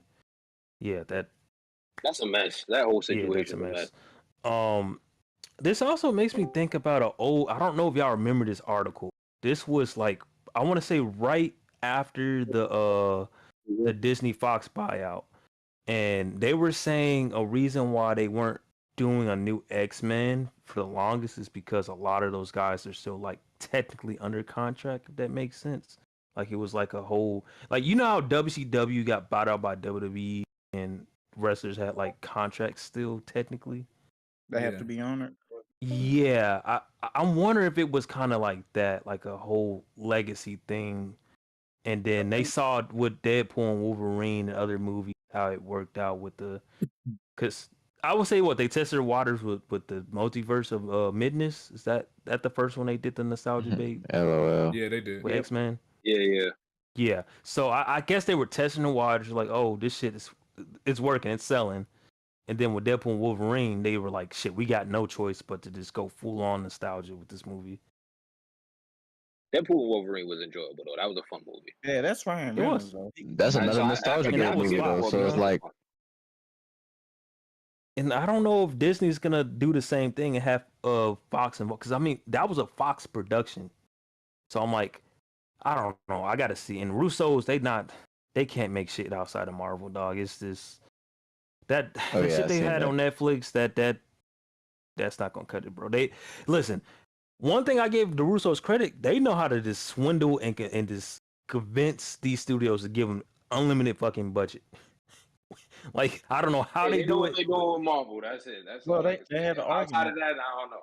Outside of that, I don't know. Yeah, Marvel. I can't argue with what they've done with Marvel. They had an argument. Look, we made Endgame and Infinity War. Those are some of the highest grossing movies ever. So, like, give us money. And Winter Soldier, which is the most critically acclaimed, the most well received outside of the Avengers movies. That's the most well received solo film. It's one of the best looking films, and I think honestly, and I know I've been shitting on the Russos, but like I give them credit where credit's due. You can't say their movies don't look good. You really can't. You're nitpicking at that point. Like they entertain you and they look good. So there's something there, but I don't know. I'm still just doubtful because this seems like it's a setup for disaster, and I don't know. We're gonna see how it play out. Avengers Doomsday next summer. gonna be a big summer next year. We're gonna see how this shit turn out, man. The But script one not more even done, topic, bro. and we get to the fucking reviews. But so this news came out on April Fool's Day, and it has some niggas confused. Like, wait a minute, is this real? Is this really real? Is this truth? Is this a joke? What? But the news is real. We have confirmation that a sequel to Once Upon a Time in Hollywood is in the works at Netflix. For those that don't Bob, know, that's Tarantino. this The hell? this is the Yeah. sequel to the Tarantino film Once Upon a Time in Hollywood that starred Leonardo DiCaprio and Brad Pitt. Came out 2019. Pretty good movie. But this time, this sequel supposedly is going to be on Netflix exclusively, directed by David Fincher, written and produced by Tarantino. So Tarantino is not directing; he's just writing and Ooh, producing. and his last movie, allegedly. Allegedly, he's still working on his last film, so this movie will not be his last film. Yeah, he only wrote it. He Good. not- But David not Fincher is directing, directing, and supposedly Brad Pitt is returning, but Leonardo DiCaprio is not expected to return. Oh, he don't do Netflix, so I don't blame him. I mean, he did. He did, He did. that Don't Look What? Up movie, which was fucking ass. That niggas hyped up. That was a Netflix movie. I only like Was Don't it Look Up because it was hilarious. Because there's a lot of motherfuckers out there just like that in today's world. When you look at Bro, the that political movie was climate. just boring. That's the to only me. thing I enjoyed about it. The funniest part of that movie to me was Jonah Hill's character. Like that, some of his scenes that he was. I actually laughed at those scenes. But that movie was fucking boring. Niggas online was hyping it up like this is the best movie of the year. This movie was. I'm like, bro, are we watching the same yeah, fucking far from movie? But anyway, when that came out. that was like 22, 21, COVID. something like that. Yeah, it was like COVID. 2021, Young COVID. 2022, around there. Oh, I don't remember that. But yeah, anyway, there's a sequel to Once Upon a Time in Hollywood coming to Netflix. Do y'all fuck with the first movie? Y'all fans of that? Y'all excited to see more? I'm a Tarantino fan, brother. Like we did day one regardless. They won regardless. I thought it was a good movie. Brad Pitt and Leonardo DiCaprio did great in that movie. Hell yeah. I want to say it was good, but it's hard for me to say that when I don't remember much from the movie. If it was really that good to me, I guess some things more would have stuck out. But I'm gonna see it, and I'll probably rewatch the first one beforehand because again, I don't remember much from the movie. So that's actually funny you say that. Because I actually feel the same way. So this is the thing. I remember like a big part of that movie is about the Charles Manson murders, right? It's supposed to be like a alternate Yep. history version of what happened back in that time. So I remember a lot of that stuff, but bro, the people that were in that movie, like the actors, I didn't realize how many people were in that fucking movie.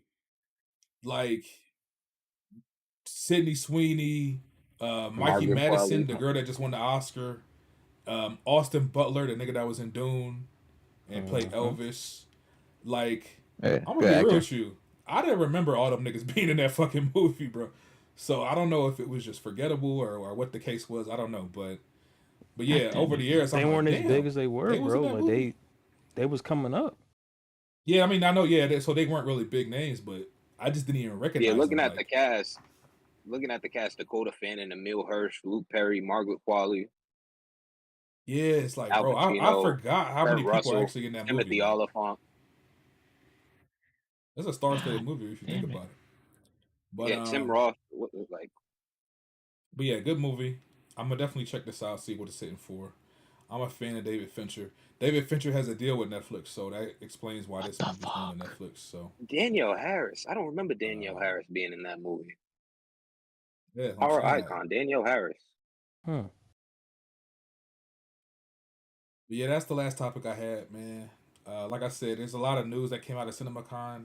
I encourage y'all to go look it up. There's a lot of articles that go through the whole shit. It was a whole week's Nothing worth on of Predator news. Badlands. Yeah, so we did get some information on Predator Badlands, a story synopsis. I think they got to see some footage at the actual event. Essentially, so Prey, Oh my the fucking movie god! about the Predator in Native American times. Fire. I love that movie. The movie, for some reason, has a lot of hate for some people. They don't like it. I like the movie. This is the follow-up. apparently this movie is about a predator that he's a good guy. He's not a necessarily like a villain What the fuck? like most of the predators are. And so apparently He's he's an like exiled predator. yeah, he's an outcast. He's exiled from the other predators, and so it's supposed to be like his point of view. So we'll see what that movie's hitting on. What I'm the looking forward to hell? it. I'm looking forward to it. I hope it's better than Alien.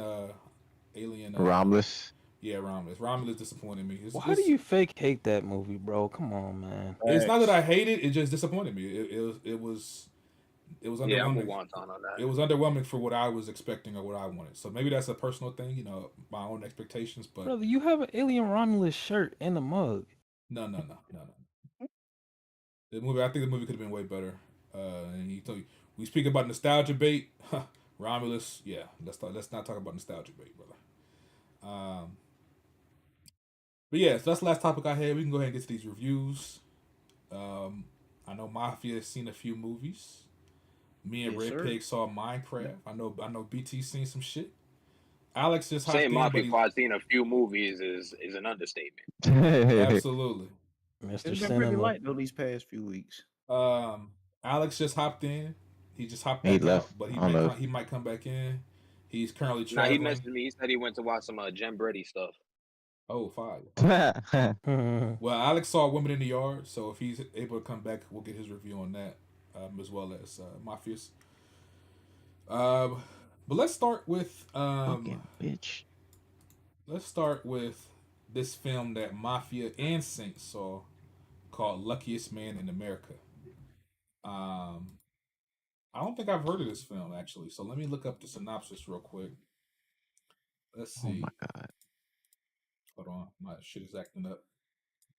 Okay, so it says an ice cream truck driver discovers a secret way to win as a contestant on the game show Press Your Luck. Oh my god, bro. Mafia and Saint. Let me know. Is this a comedy? Is this a drama? What kind of movie is this? Maybe kind And of like a before they go, I comedy think this is drama. based on a true story as Huh. well, Yes, I'd it say or it's is. loosely like based a on a true comedy story. drama though. Comedy, drama, the dramedy. Yeah. Such drama. Dramedy. And Mafia, please start us off with your review. Okay, so I basically went into this movie blind, and this was actually a pretty fun experience. The story I did not know this was based on a true story, but when you watching it, you can kind of get the vibe that this could have happened. But good story. I thought the main character, Michael Arson, the guy who played him, that is what's his name? Hold on, What the hell, Walter bro? Hauser. Thought he did a great job as Mike Arson.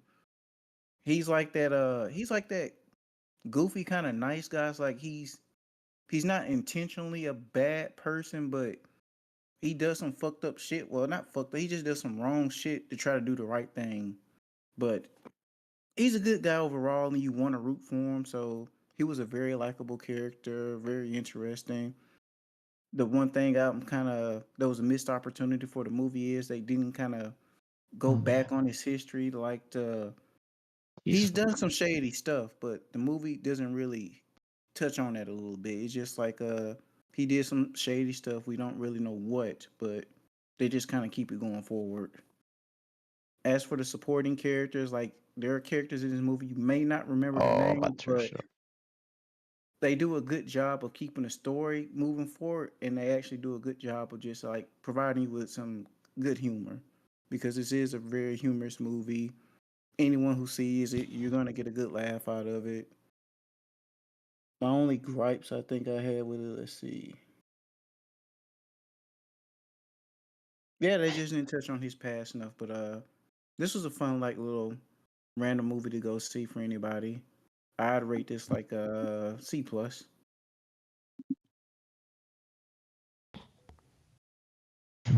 Fire. Fire. Uh, All right. Is Wonton still here? He's still here. I'm chance just make sure the pod didn't crash or nothing. Um, yeah.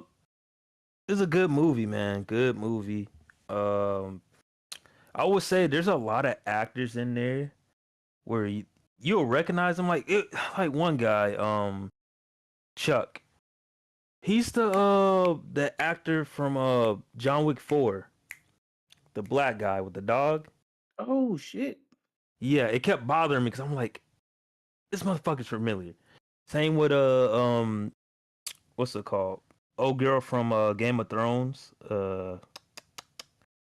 Fuck, the younger from the Starks.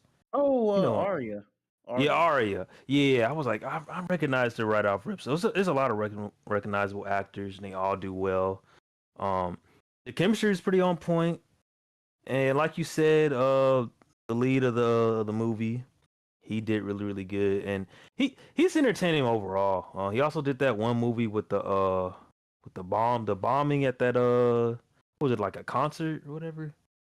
The hell is that movie called, bro? How about the one that came out? Oh, no, never mind. I forget what it's called. Oh, Richard Jewell. That's what he played in. Yeah. So even in this, he does kind of like the same mannerisms a little bit and whatnot. But I like the suspense of the movie. I went in blind. I didn't look nothing up because I didn't want to get spoiled by anything. And I recommend doing that. Yeah, this movie has some really good suspense because like the entire time I'm thinking like, what the hell did this guy do? Like, is he a full on criminal? Like, what's going on?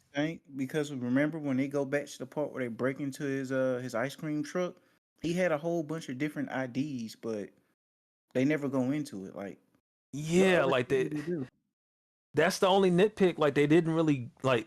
They say one thing that he did, but they just never like went in depth with it.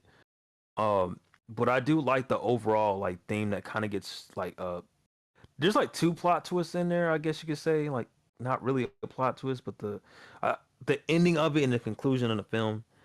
And I don't want to spoil it, but it just made me think like, oh shit, there's an overall arch for this character that he's trying to do. Like it pretty much sums up his whole goal for being on that show. Yeah, because it was one of those. What's this is this the 80s or the 70s? I think It's the Mafia. 80s. 80s, yeah. The 80s game show. I think that was just really cool of how they did it. Because I'm like, when I saw the trailer, I didn't know how. You know how some movies they make it seem like, oh, this would be cool, and then you watch and you're just like, this is shit. Like they're just dragging it out. I didn't feel like that at all. This was a short film. The pacing was pretty much I guess you could say a slow burn, but it wasn't like, damn, hurry up and end this motherfucker. Like you're just dragging it on like Last of Us. Like, no, it was pretty on point. Like Mafia said, my only gripe was they didn't go in depth with his full background of the main character. So, highly recommend it. I give it a 70 out of 100. Or really, I'll give it a 75. I give it 75. I would definitely rewatch this movie again. Facts. It's worth the matinee or regular pricing because I know it's only in digital. So definitely go check that out if it's in a theater near you.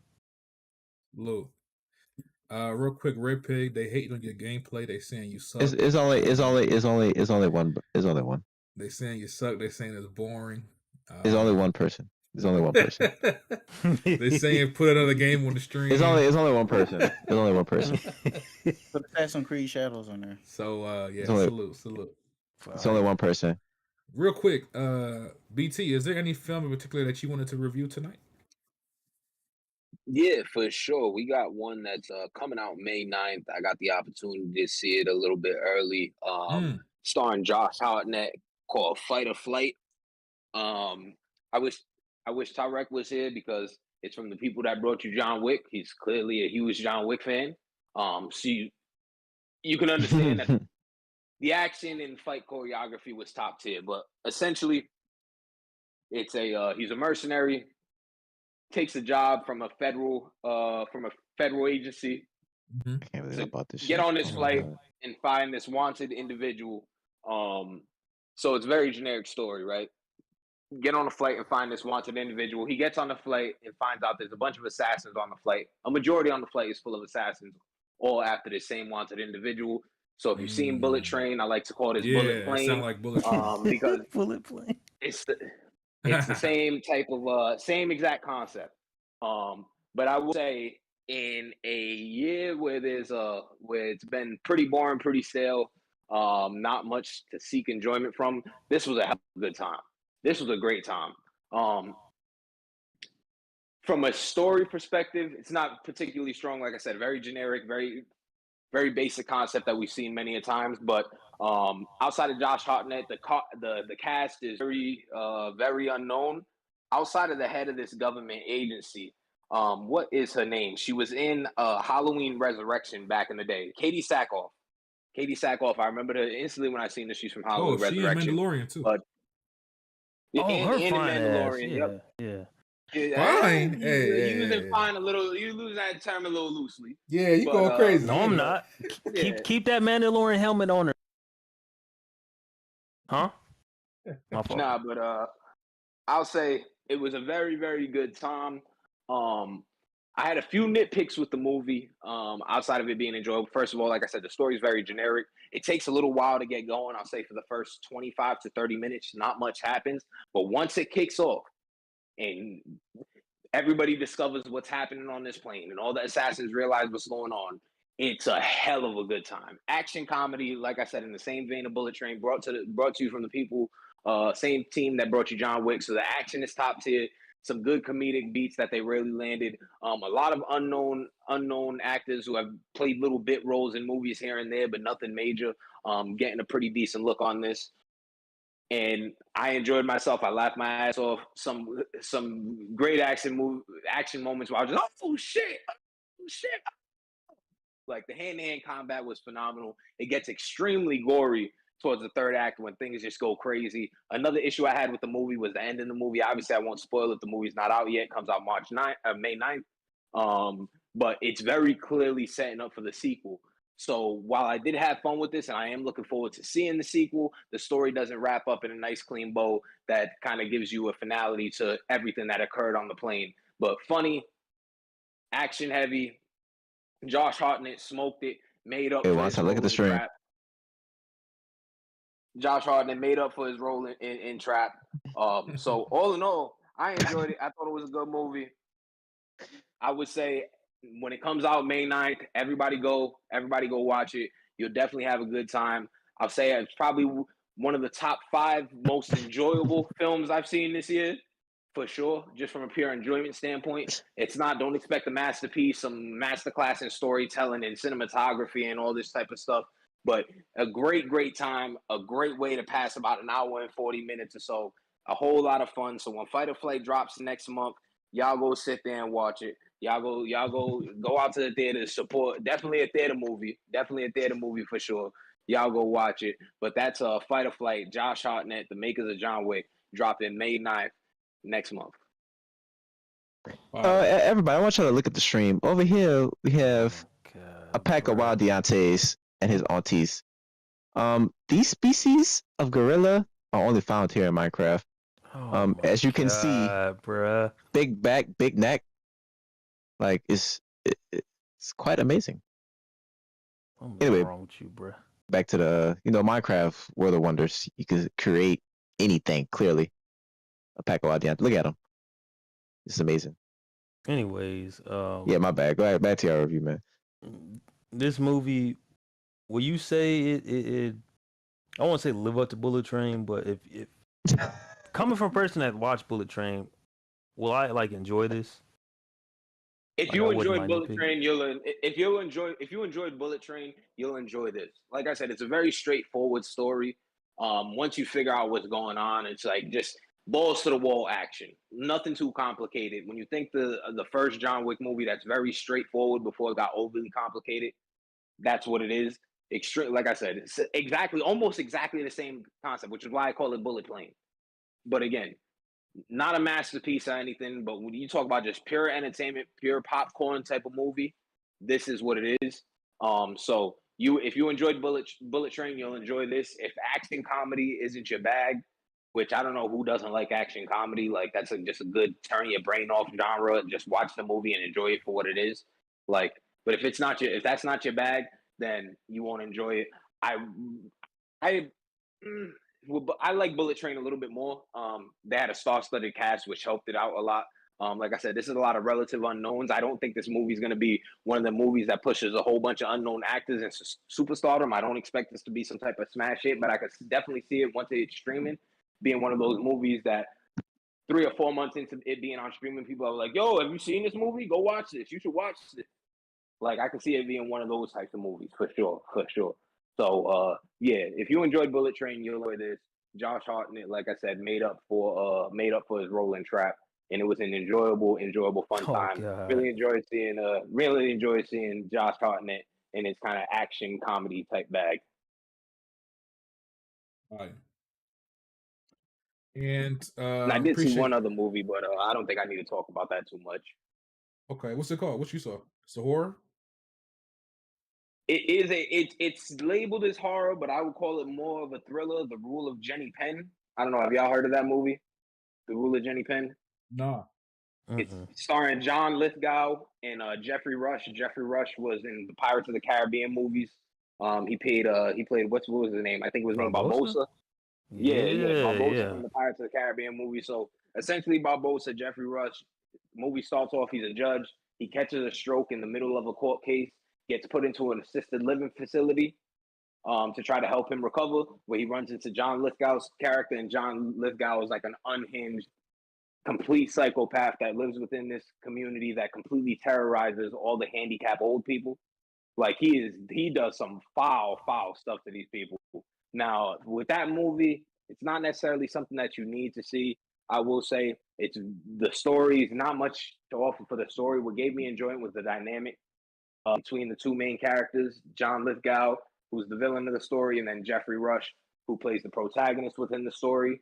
They have a good dynamic consistently throughout. And there are some creepy, intense moments within it. The best part of the movie, once again, is John Lithgow and just seeing him terrorize these old people throughout it. But from a story perspective, it leaves a lot to be desired.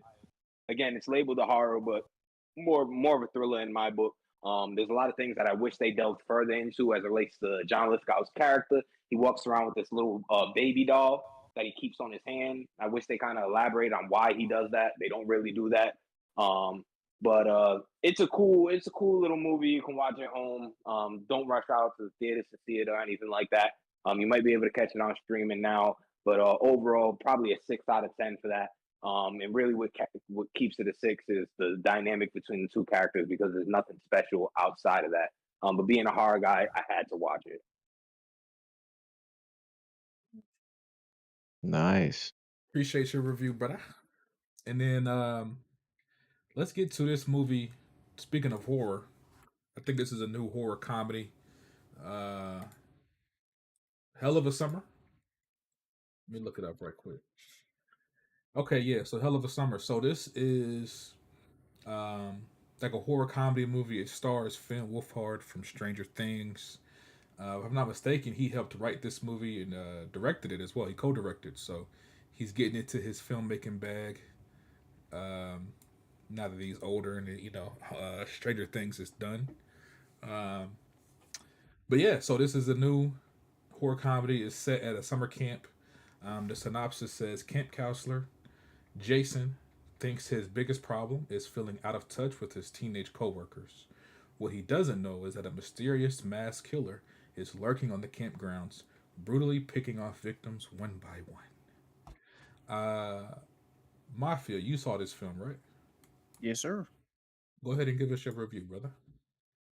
And Mafia, Okay. keep it light on spoilers. This is on my list. Keep it light for me. Keep it light for me. I don't want to get ruined too much. I'll try. I got you. So, Hell of a Summer. So, okay, start now. This movie is basically a cross between Friday the 13th and Scream with just like the horror comedy aspect. So, oh boy, okay, can't spoil. That sounds So like your starting with bag. the That's kid. not your bag, BT. He'll definitely like this. BT would definitely like this movie. This is a fun movie. Like, It sounds. I know it's my bag. That's why I'm like, yo, I don't want to know too much about what's happening. I want to go in blind. I haven't seen the trailer or nothing. for all But our do your viewers, best. if you're looking for something fun with some horror elements, this is definitely your bag. It's not anything like outstanding. It doesn't reinvent the wheel or anything like that. It's a pretty basic story, but what makes it good is for me was the humor. There's plenty of good laughs in the movies. Now the cast as a whole, now for me there were two characters that really kind of carried the movie, but despite that, the other characters, each whether they had a bigger or smaller role, they each add a little tidbit of humor so that you would say that you basically just write them off. You're not gonna remember their name, but you remember, okay, I know that character. They said this, that was funny. I thought their character was humorous while they were on screen. So they were useful in the big scheme of things. I would say weaknesses this movie has is basically, again, it doesn't reinvent the wheel. It doesn't really go into the killers a kill the oh shit, damn it. That's a spoiler. The killers, nothing special. They don't really go into the killer. You're not gonna feel threatened by the killer or anything like that. I'd say that's one big downside to it, but let's see what else. Also, another big thing in the movie. So when it comes to the kills, I'm not sure. I'm pretty sure this is an R-rated movie, but whenever a kill happens, what they like to do is they kind of like to hot peer away from the kill, and in certain kills, they'll peel away from it. The death will happen. They'll come back and they'll let you see the body. Other kills, where it's not too graphic, they'll do like someone gets stabbed in the back, and then it's like, okay, now I'm gonna smash their head in. But instead of just showing that, they look away from it. You hear them doing it, and then it's like, okay, we're not gonna show the actual results of them smashing your head in, which was kind of strange to me because I'm pretty sure again this is an R-rated movie, so why not just show us the kills? But let's see what else I have jotted down. Okay, that's about it. So I give this movie I give it a C minus. This is a movie that's definitely worth seeing this weekend, or if you can't see it this weekend, go check it out on a Tuesday for sure. Appreciate it. What's your rating though? I gave it a C minus. Oh, you did say that. My bad. I'm always missing the damn rating. That shit kills me every time, bro. Mafia, We can I lying. ask you, did you like it better than Hard Eyes? Because they're both kind of horror comedies. Oh man, that's a tough one. The only it's close, it's real close, but the only reason I will give it to Heart Eyes is because they did a better job with the kills. The killer was more interesting in Heart Eyes, but I will say this: in terms of humor, you'll get better humor from Hell of a Summer than you will Heart Eyes. Got you. All right, I'm looking forward to it. Third.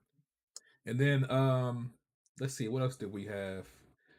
Okay, so Mafia, you saw Magazine Dreams. We got Saints thoughts last week. You want to go ahead and give your thoughts on Magazine Dreams real quick? Oh yeah, sure. This will be real quick. So Magazine Dream. So I basically went into this movie blind, and this was something different. Now, this is not what you would say a bad movie, but this movie's very like cringe and awkward. This movie makes you feel uncomfortable at certain points. Let me just take it back for a second. This movie's basically about like everyone knows that one weird, awkward incel guy that's just kind of like you don't hate him or anything. He's not a bad person, but it's just like you prefer not to be around him if you can. And if you are around him, you prefer to keep that kind of like conversation kind of quick. Like I've told you guys before after I saw this movie, this for me was like Black Bond trying to be a bodybuilder. Shit's so true. Oh boy. And going back to my point where this movie just kind of makes you feel uncomfortable and cringe, there is a scene where he's on a date with this girl from work, and it's just like it starts out good. Their conversation seems like a normal conversation between two human beings, but then he just starts going off talking about like this his role model, his favorite bodybuilder, Or if this was Bond, he would be talking about mech warriors and shit. And it's just like he goes on to his little rant and tirade. And as you're just watching the scene, it's just like, bruh, you don't say this to a woman when you're on a date. Like, and then just look at her body language. She is not uncomfortable. And it's just like this guy has no self-awareness whatsoever.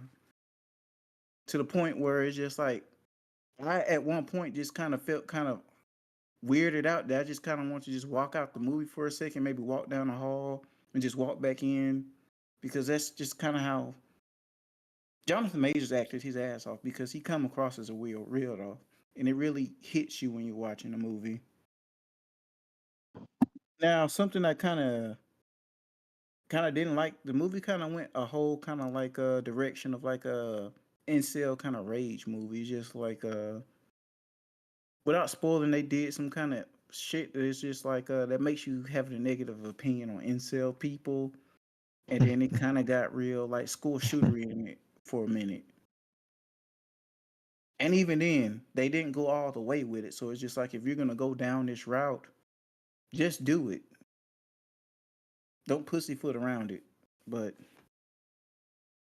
yeah, this is a different movie. It's not bad, but it's gonna make you feel kind of weird. Yeah, it's very unsettling. I'd give it like a D plus.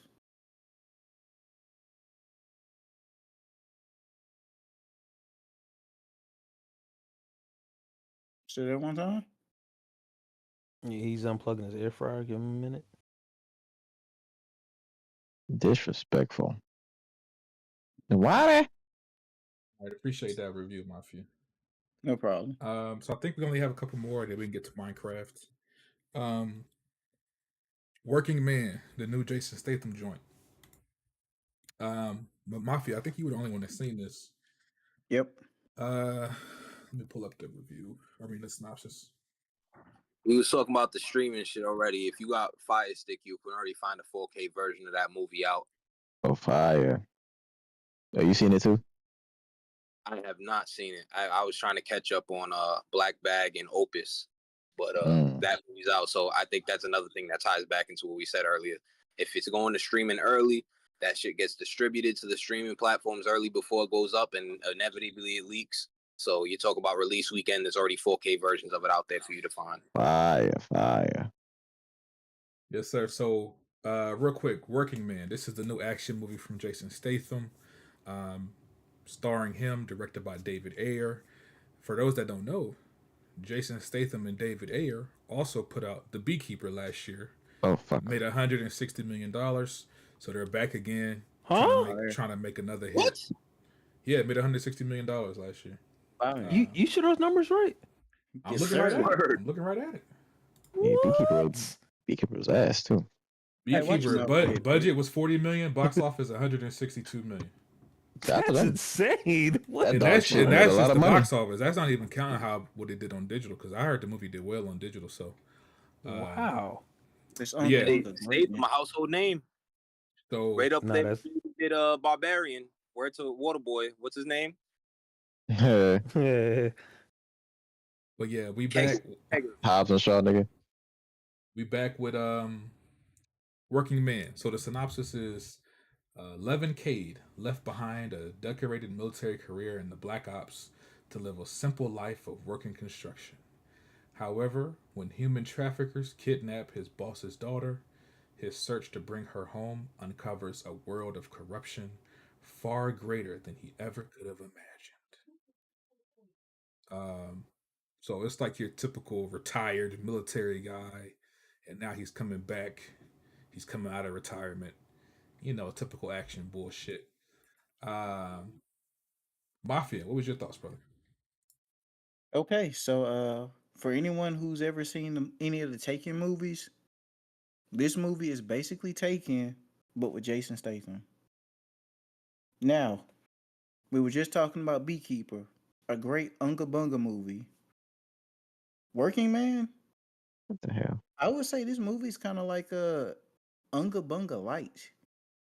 very Uncle Bunga light. Like if you're expecting like a nonstop action, doing dumb stuff that nobody could pull off in real life or that would get you instantly killed, you're actually not gonna see a lot of that. It's kind of like sprinkled through the movie, and even then, the action it never gets like John Wick ridiculous. It's just like to a degree, this is like someone could probably pull this off in real life to a degree. Now, some of the stuff goes a little overboard, but it's just not. Do not go into this movie expecting to turn off your brain, Unga Bunga. At best, you can put your brain on medium or low. The story, like I said, is pretty basic. He's trying to get the girl back, so he's tapping back into his military bag, so he can go around just beating people up, killing people to get her back.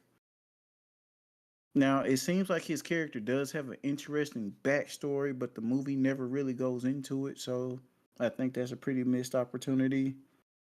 Charge complete. And with most Jason Statham movies, his action movies, you can always find some good humor in there, but with this movie, there's really not a lot of humor. Like, there's about 4, maybe 5 moments in a movie where everybody laughed, but overall, it's kind of like a sit down and kind of just watch the story develop kind of movie.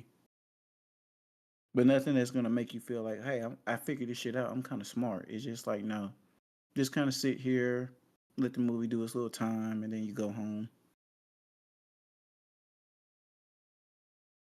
So, I it's a straight movie. I give it like a D plus. I say for anyone who's curious about the movie, just wait for streaming or DVD.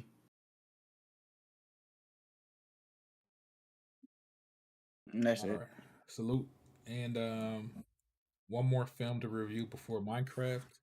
We got The Woman in the Yard. Now, excuse me if I'm mistaken. I thought you were supposed to go see this, Saint. What happened, brother? Are He you made out the your right choice. fucking mind? Yeah, I Saint. never said I was watching Saint, that he bullshit. not Didn't a you real go see movie that guy fucking for real, movie man. with Brandy and the grandma farting in the house, nigga? That was the last straw. I went in there for the laughs. And I said, never again, brother. No. I got I'm bad news, Saint. and I heard That it was Brandy depressing movie, as fuck.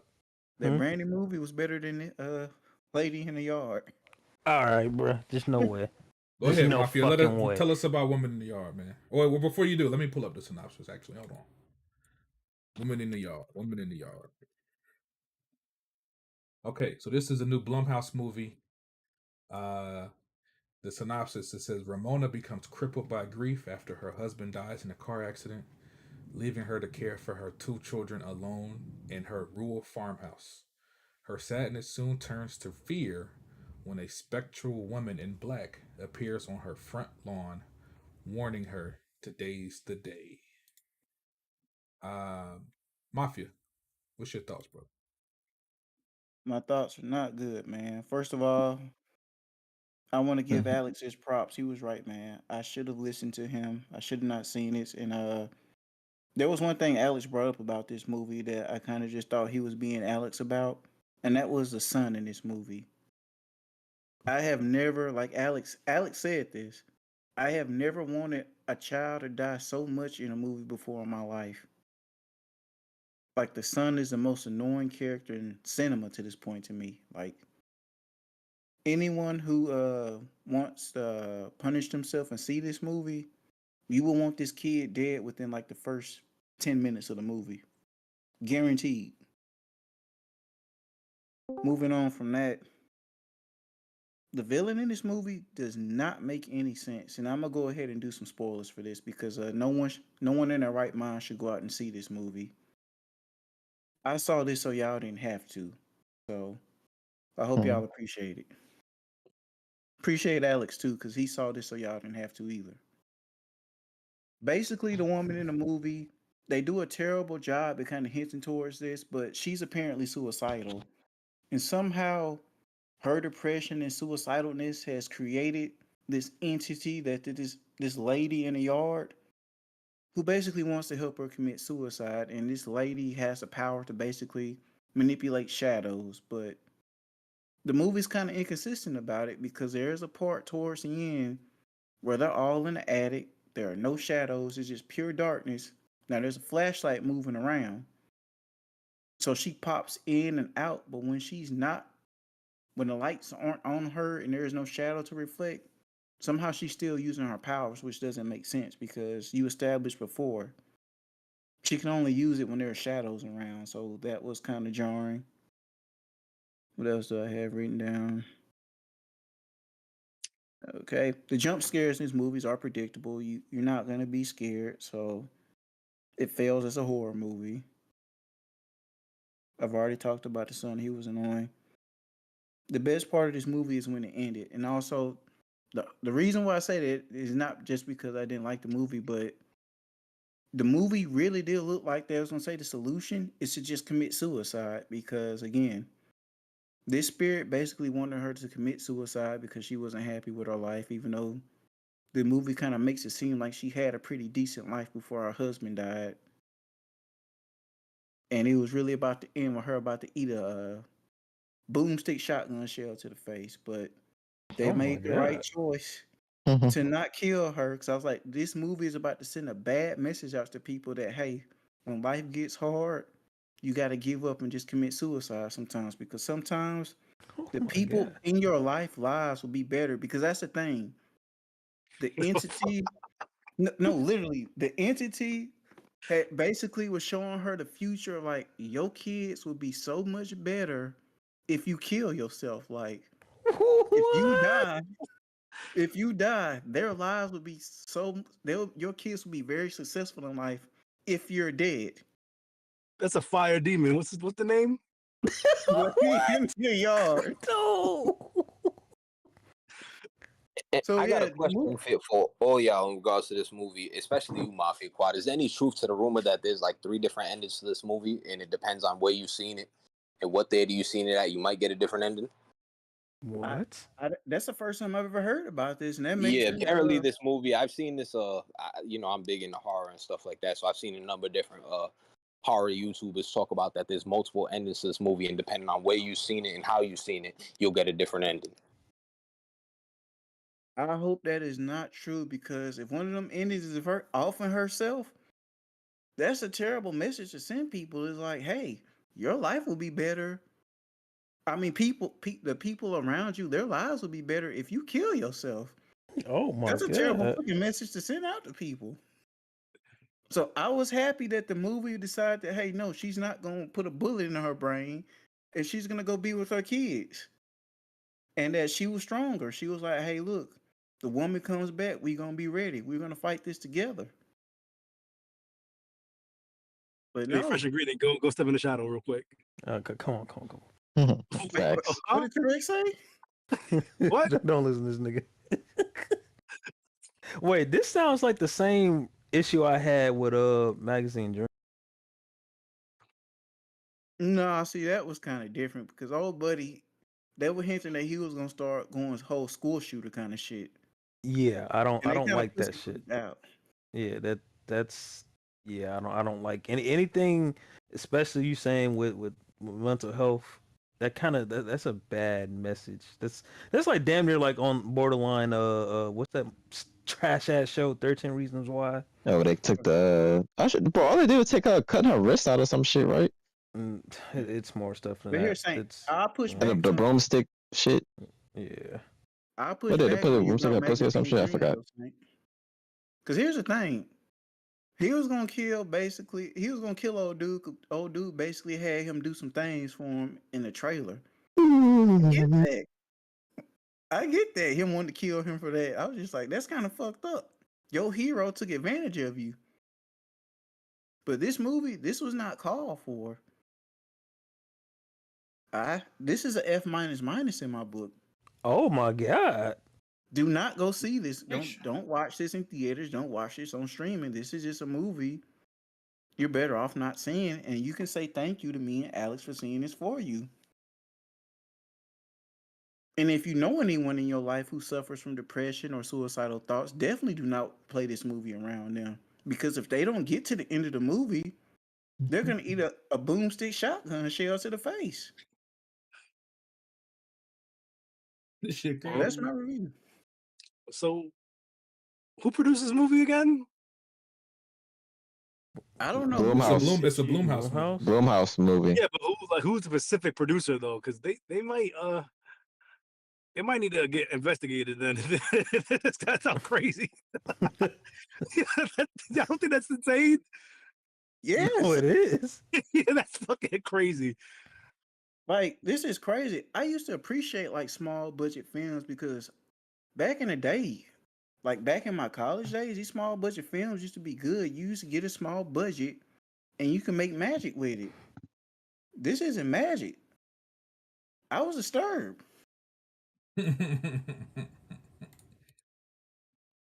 He said F minus Yeah. minus. Good and gracious. I'm not pronouncing that nigga's name. Well, appreciate your review, Mafia. Taarec, now that you're back, what movie was it that you wanted to review? Hell of a Summer. Okay, go ahead. Mafia gave his thoughts. Let's hear your thoughts. Okay, so this is basically like a Gen Z version of a slasher film. If you're not into the Gen Z, like if you're not on top of like Gen Z shit, this movie's probably gonna not be a thing. Oh yeah, by the way, don't hold on real quick. Don't spoil nothing because BT said he's looking forward to this. But go ahead. I'm not gonna spoil nothing. So the movie's more of it's definitely a comedy horror. It's just a bunch of like basic teenagers telling jokes all the time in between getting killed. I would say don't expect there should be some serious like deep the plot, the actual core of that movie. It's very, very shallow, but you kind of get it. It's a meta commentary basically on Gen Z culture and how like those kids treat each other and how they think of social status and how they use social media to like elevate themselves, or how they view themselves with like in the lens of like, oh, I want to leave a mark on this world. But it's kind of disturbing why the killers are killers in this movie. It's not for any type of like altruistic reason or some sort of that fucked up way of justice. It's really, really, really shallow. So maybe this is more, I think it's more of a meta commentary on just how Generation Z kind of deals with issues and stuff like that. There's no standout acting in this movie at all. I can tell that they didn't really spend that much money on this movie too. There's no special effects of anything I know to talk about. In terms of action or anything like that, it's nothing special. It looks like they shot this in like a week. I'm not gonna hold you. Like it didn't take too long to make this fucking movie. But I would say if you are looking for like just something to like sit there and like watch in the background and laugh a little bit, I feel like this is the movie you watch with a group of people. I went by myself, so I probably why I didn't really like it too much. But people in the movie were like laughing and giggling and like they were into the movie. I could tell from like the audience, even though people were talking throughout the movie and that shit was hella disrespectful, but people were like into it. The people were actually paying attention to it, were actually into it. There's no stunning kills in this movie, anything like that. Don't expect some gory. It's not really that gory. There's one gory scene, but it's not really like, you can tell it's fake blood. There's nothing like too serious. This is Hell of Summer you talking about? Yeah. Oh, all right. Yeah, I dipped off for a second. I didn't know what movie you was talking about. Yeah, it's if I had to give it a rating, it's like a 6.5 out of 10. I don't think this movie could have been better. There's something they could have done to make this movie better, but it's not a bad movie. It's just a run-of-the-mill like commentary on like, it's more a meta commentary on Gen Z with a slasher film in the background. That's pretty much it. I wouldn't pay to see this movie though. I would definitely recommend you watch this at home. Especially with the people talking in the theater, you probably don't want to watch shit in the theater anyway. So save your money. Don't watch the shit. Wait for it to streaming. It's probably going to stream in 2 weeks. Funny enough, this movie came out during a film festival in 2023, and it's just coming out now. So I don't know why it took so long for them to get to a theater for release 18 months later. It's pretty much they've been there 2 years. So I'm not sure if they had some issues or they were waiting for someone to pick the rights up. This movie ain't gonna make that much money, so they're probably definitely gonna lose money on this shit. But they're probably never gonna make a sequel to this, and I don't really think there's any type of way for a sequel to even happen.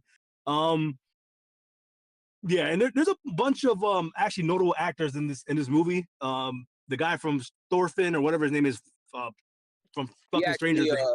He directed the movie as well, Film Wolf. Oh yeah, he probably needs to not do that again. Yeah, he needs to not do that again. I wonder what I just don't get what the goal of the movie was, honestly. For me, I'm it was trying to, just like a movie you just go check out, like a yeah, nice horror comedy. yeah. It's hard for me to like elaborate on what was good in this movie because there's nothing really good about this movie, but there's nothing really horrible about this movie either. It's just really in the middle. It's really the definition of mid, honestly. It's a mid movie, but it's like enjoyable at some points. But there's no, it doesn't waste your time. It's an hour and like 30 minutes. You kind of get to the movie quick. It doesn't overstay its welcome, which I appreciate. I appreciate movies, even movies that are bad. If you don't let me stay there and watch it forever, I'm cool with you. Like you get like an extra point in my book, which is probably why I get a 6.5 versus a 5, or 5.5. But yeah, don't watch this movie though. Wait for it streaming. Wait, and That's that's all I the really thing. say about the movie. Yeah. That's the thing I push back with. I would definitely say see it on a Tuesday, see it this weekend, especially if you got someone going with you, because like I said, Might you not will last that enjoy the long, dog. humor. It might not last a Tuesday. It might not last a Tuesday. It'll hit Tuesday.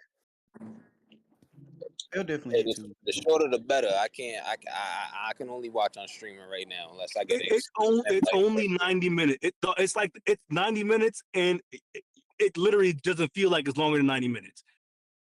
The movie gets going pretty fast. I'll say that. The movie at the beginning, like it starts off like the plot like begins. You're like, damn, already? Shit. I thought it was gonna be some build up to this. Nah, it definitely hits the fan pretty fast, but it doesn't elevate any further than that. Like there's some points in the movie where I'm like, oh, this is gonna get a lot more action packed or in depth, or we're gonna see a lot more like frenetic action, and it never gets to that point. The dialogue is the main star of this movie. Like it's just the interaction between the characters. That's what I think people are gonna give a fuck about. The slasher thing in the background is very, very like it's there. It's a threat, but it's not something where you're like focused on. You're more focused on the characters in the movie, and you're not really trying to solve who the killer is too. To be honest, I didn't even give a when they revealed who the killers were. I didn't really give a fuck. I was like, oh, okay, yeah, that makes sense, but I wasn't surprised. And it kind of was obvious. It like they make it so fucking obvious who the fucking killers were that I think that was on purpose. Like I hope it's on purpose because I think everyone in the theater knew. Oh yeah, everyone was like, oh yeah, that was definitely them. But yeah, 6.5. Middle of the road movie. If y'all want to see something with like a younger cast, in the vein of like a Stranger Things or something like that, or I would suggest Summer '84. I think it came out like 2018 or something like that. If any of y'all seen Summer '84, Summer '84 was phenomenal. Horror thriller movie. That was an excellent movie. Oh, as far as recent goes, in the last 7 years or so, it's probably one of the more haunting and disturbing endings to a movie. I've seen excellent film. If you ain't seen Summer '84, I suggest y'all watch Summer '84. All right, salute. Thank you, Taarec, for that review. And then last but not least, Red Pig, are you ready, brother? Are you ready? Yeah. Oh, we ready one time. Is this Minecraft? We're gonna review Minecraft for y'all boys. Yeah. And everyone in between. We're gonna review Minecraft for y'all. Yeah, so, we playing Minecraft. I review Minecraft. What? I don't see you moving on the screen, brother. What's going on, brother? I am moving. I was waiting until we review. There we go. Look. I got a quick question. Why? What made y'all want to watch it? Other than being a movie guy, what made y'all really want to watch this movie? Because the early reviews, man, I would have been like, man, I'm not watching this bullshit. Hey, I'm gonna tell by the way, y'all looking at the screen right now. You're looking at the history of Minecraft. By the way, yeah. Minecraft is 15 years old. So this is the thing, right?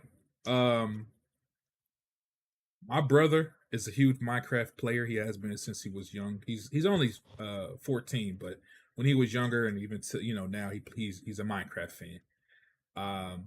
So when they announced this movie, he wanted to go see it. Now, when the trailer started coming out and stuff, he was like, I don't know if it's gonna be good, but he still wanted to go see it. So I took him to go see it today. Just real quick, there's really no need for a synopsis, but I'll set up some of them. Yeah, my brother asked me to go see it, so real quick, the budget for this film was $150 million. Jesus Christ! This movie was distributed by Warner Brothers. Directed by Jared Hess, who directed Nacho Libre and Napoleon Dynamite. It stars Jack Black and Jason Momoa. Yeah, so this is okay. So I can't even really call this a review, but I'm gonna give y'all my thoughts. And I texted Red Peg this too. This movie was made for kids. Absolutely. And I mean that in the literal sense. This movie is made for little, small children. If you're over the age of 14, 13, maybe even 12, it might be hard to enjoy this movie because it's just very it's not much to the movie. You know what I mean? Like a lot of children's movies, especially these days, they're kind of designed so that people of all ages can enjoy them. You know, an adult can watch a Pixar movie and still enjoy it. You know what I mean? This movie is not like that. It's very, very, very geared towards children, which I'm not knocking it for because that's the primary target. That's the target audience. Just as a person watching the movie, as an adult watching the movie, my little brother's 14 years old watching the movie, we didn't necessarily enjoy it.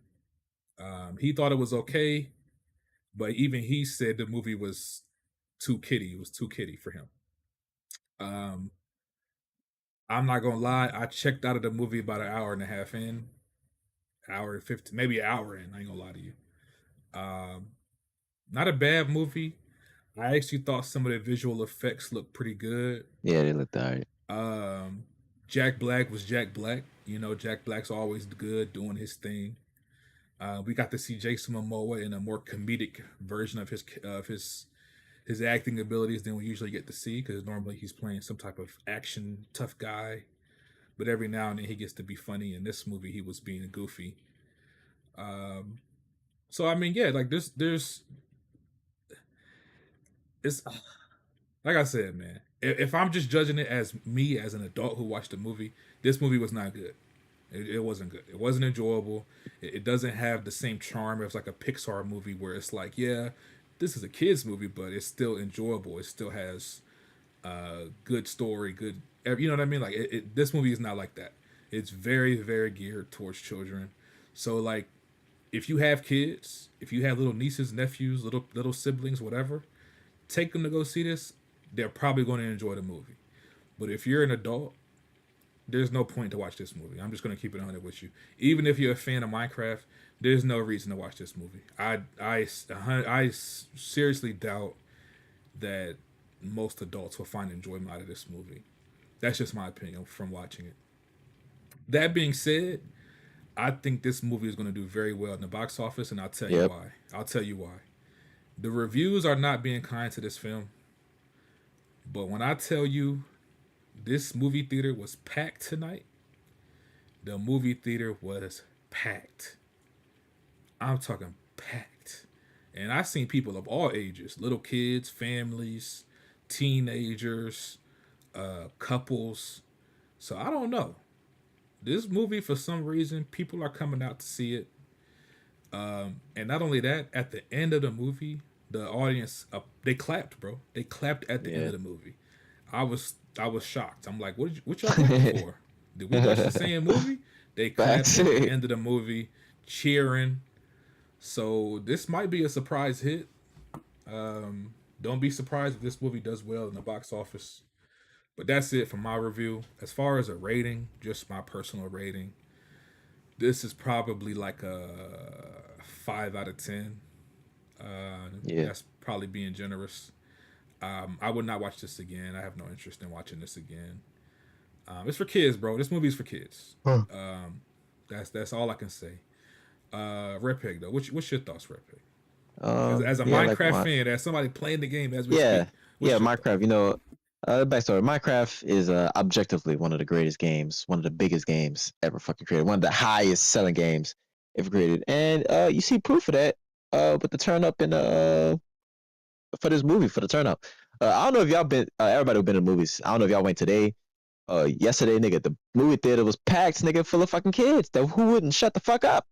Nigga, parents was not taking control of their fucking kids, yelling and screaming throughout the whole fucking movie. Yeah, true, yeah. Nigga, the pigment showed up, they fucking sharing. Nigga, Steve showed up, Jack Black, they fucking sharing. Nigga, shut the fuck up. Even my little cousin, she sitting next to me. She's like, "Them kids, they don't know how to act in movies." Yes, nigga, them fucking white kids don't know how to act. Nigga, white parents need to get a hold of their fucking kids in movie theaters, nigga. Like this shit's ridiculous. We're going on to the review. I ain't gonna lie, expectations low. I really didn't want to see this, but Micah and my little cousin want to see it. So you know, I thought going in, I thought this movie was gonna be complete ass. It was gonna be one of the worst movies of the year. It wasn't. It wasn't that bad. You know, I'm a Minecraft fan, obviously, I know. But to say basically oh my bad, I got a text. This movie is definitely ass. It's not ass, but it's ass. So like it's ass, but it's like it's entertaining ass. Like it's hard to really like because this movie is clearly for kids. This movies, right? So this movie is like it's clear, like Monta said, it's clearly for kids. I'm gonna say Jack Black, he's not funny in this movie to me. He's annoying as fuck. This nigga He is was on a better hot in streak. the Mario Brothers movie than he was in this Yes, bro. But we gotta be honest. Jack Black isn't on a hot streak of being in mediocre to ass movies, nigga. He had Kung Fu Panda 4, Borderlands, Dear Santa, and now this, nigga. I got sick of his humor. Oh my god. Yes, nigga. I got tired of this humor. Real quickly, fart jokes, all this other shit. It's just not funny, nigga. He here with this, but you know you got Jason Momoa in here. What's that? Danielle Brooks and Emma Myers, nigga. They tried to say this movie. Jason Momoa was actually he had some like little funny shits. Their humor was funny to me, but Jack Black, he was just saying random shit like poop jokes and shit, and you know singing and the shit he's known for nowadays. And yeah, it's just yeah. The CGI, it was okay. It was decent. It was kind of jarring at first too, cause like it's Minecraft characters, but like real high fidelity. Like it was weird as fuck. The pacing is okay. Set piece is fine. Story is the story is the story. You know, they get to the Minecraft world, the overworld, and shit. They go to the Nether Realm. They show, you know, all the mobs and shit. It had some Easter eggs in there. It was cool. So if the kids will love it. If they play Minecraft, they'll love this shit. They show iron golems. The kids will be like, "Oh my god, look at iron golems!" So it's some shit like that. Basically, I wouldn't recommend this movie to you if you don't play Minecraft or you know if you don't play Minecraft or you don't love Blackjack.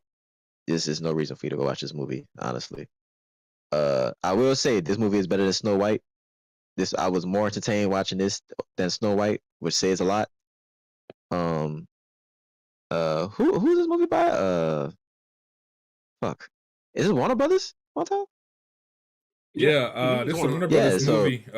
So this is a big W for them, man. A big W. Shit movie, but a big W in the box office. And honestly, this is one of those movies where we don't know that yet. We gotta wait and see. No, it is. It's definitely it's gonna be kids the around the movie world. theater was full with kids today. Yeah, I'm pretty sure this is a hit. Money back today. It's a hit, and it's the biggest. This the biggest movie to come out so far this year. Honestly. Ew. So yeah, I mean it's the shit year for movies. It's a shit year for movies, bro. It's the biggest movie. Is this first Angry Birds movie? I don't know. But it's made $10 million so far, and it's only open. It's not even Sunday. Today, yeah. So Saturday. I think it's gonna be a big. This is gonna be a big movie. This is a big hit for them, bro. Cause this is gonna go crazy. And I think if it do as good as I think it is, we're gonna definitely get a Minecraft 2. Nigga, this is gonna get a sequel. So, as far as video game movies go, it's one of the worst, obviously. But then again, who cares? This is one of the movies where critics is real harsh to it, but the audience score is gonna be high as hell. Cause the kids and parents gonna be like, well, shit. For what it was all right. You know, I went into this. You know, it gave me what I was looking for. Kids love it. I like it. So, yeah, man, this movie. It's low-key hard to review this movie because you know who it was made for. The movie doesn't take itself seriously off rip. I don't know if you peeped that one time. Yeah, like no, it's goofy as hell off rip because it's about Minecraft. Like, so it's low key weird for me to come in here and like this shit ass, like, because we know what this movie was, you know. So yeah, so I wouldn't. And It's that's one of why, those movies. and that's why I say, like, if you have kids, if you have little kids, little nieces, nephews, whatever the case, take them to go see this movie. I'm sure they'll enjoy it. But as an adult, I seriously doubt you'll enjoy this movie because it is is one of those kids movies that it's specifically designed purely to for kids. Yeah, so like I said, it don't have that Pixar effect where it's like all ages. You know what I mean? Yeah. It's not like that. Not like that at all. So it's like a Nintendo fan movie. Like this, not even that, because Mario wasn't even that insulting to your I mean, like intelligence. how the level of intelligence for Nintendo fans, like that. Oh yeah. Maybe as a game, but the Mario like movie will love this movie, right? The Mario movie was way better than this movie. Yeah, it's much better, much better. Way better. It's the jokes, even the jokes, like the jokes here is just poop jokes. Like it's not really funny. Yeah, so the one set piece they had, the CGI is decent though. Don't you think they should respect kids' intelligence more though in some of these films? Are kids really that intelligent these days? Well, that's from even that's from we don't hold them to a higher standard. That's why. I mean, it's fucking. I mean, you got Pixar movies for that and shit. You know, Shrek. Certain animated movies, they do respect kids, try to respect kids' intelligence. But the fucking kids in this movie is just. Minecraft is a game that is like kind of based on creativity and like people create some crazy shit in there. That's what it is. Yeah. Like you would think they would do more with it than just make poop jokes and shit out of it, and they'd probably lean in more to why Minecraft is like so big. I mean, they do that in the movie, but it's like it's still very childish. It's still high praise coming from you because you liked it more than Snow White, and you gave that an 8 out of 10. Oh, Jesus! Oh yeah, Snow White. Yeah, Snow White's ass. No, Snow White is ass. But this movie is also ass. 8 out of 10. That's all I'm saying. He gave it an 8 out of 10. He said 8 I gave it a 5 out of 10. It's a 5. Nah. Snow White, you gave 8 out of 10. I remember. No, I didn't. What the hell? In the chat. It was in the chat. No, I didn't. I did not. What the hell? I did not give Snow White an 8 out of 10. You mistaken. No, it was you. I remember. I gave Snow White like a 4 out of 10. You was there with your kids that you swear is your nieces and nephews, but I know you've been spreading your seed all over the channel. Yeah, this nigga here. I get that movie a 4 out of 10, nigga. Nah, I'm gonna have to scroll back to the chat and find it. I seen it. Hey, you could. Hey, when you get your little youngin, put this on the fire stick for him. Hey, actually, nigga, why you go over to your little house? Don't ever house? put my child on the fire stick. Listen. When you go to one of your little hoes' house, nigga, turn on that Minecraft. That kid, why y'all doing what y'all do? That kid gonna be, knees deep into that Minecraft movie. I'm telling you. That's crazy. While your knees deep into her, he gonna be watching that Minecraft. How old is too old for you to have sex with the kid in the bed? Like for the kid to be in the bedroom, like after like a year old. That's crazy, bro. Like for the baby to be in the crib, be there. Period. Yeah, I don't know. That's crazy. But if they sleeping though, and they sleeping in the crib, and they sharing a room, your mom got the crib in the corner. Oh, that's different. If they in the crib, they're fair like, game, fair game. What's wrong with that? 8 months. They don't know what's going on. They sleep. They might wake up crying or something, but they'll be all right. Give me 30 more seconds, young boy, and then mom gonna be right over there. No, that's nasty work. Put them in another room. Put them in another room. I was just asking. Seems like you've been there, done that before. You be smashing with newborns in the room. Huh? Nah, but I'm close to it. Shit. Oh, this nigga. He's only what? He's 6 months. Yeah, 6 months. Yeah, I could do that with him in a room. He's 6 months. This guy. Appreciate the review, Red Pig. Appreciate you playing the game for us too. They saying your gameplay was great and amazing. Salute. Oh, thank you. Thank you. I appreciate that. Deontay, the monkey, he was hating. So, yeah. But that's all the reviews we had, man. We get y'all a full show this week. I just want to say a full show, man. I just want to say congrats, y'all. We made it out of March. We officially heading into better days for cinema. We officially Sinners. But yeah, man. So I know the next couple of weeks there's some movies coming out. the big one I think for all of us is Sinners. Michael B. Jordan comes out not this upcoming weekend, but the following. I think it's the 18th. Yep. I think that's the next big movie for all of us. But yeah, man, appreciate y'all tuning in. Appreciate the the chat fucking with us. But we got to get the we about to get the fuck up out of here, man. It's late. Yeah. I'm sleepy. My person clapping. I'm dehydrated. The episode, y'all. Huh? My parlay didn't hit, so it's a lot going on this evening. It's okay. We got $80. You got the notification. Oh yeah, you texted me. We appreciate y'all. Gambling. Can we get sponsored by FanDuel? Because we have a lot of gambling addicts in here. If we get sponsored by FanDuel, Taarec, I'm gonna be homeless by the end of the month. We need to get that. There's like three addicts in here. That'd be fire. I ain't gonna lie to you. But yeah, salute. Let's do the outros. Matter of fact, fuck the outros. Peace out, man. Yeah, we out. Everybody salute. Keep it BT, cinema. hold on. BT, shout out to you for giving us a full show with your presence, brother. We appreciate you coming through, rocking with us. And Yes, this sir. my first full show for real. Yes, sir. Horror shows, but yeah, this is my first full show. Taarec got smoked. Sir. So yeah, Fire. Taarec got Oh, smoked. God. He got roasted on the Marvel topic. Nigga, well, first of all, I was in a rush. Chill out. Yeah. You was in a rush to get roasted. We in a rush yes, now. Sir. The show's ending. It's too late. The show's ending. It's over. Hey, man. Yeah.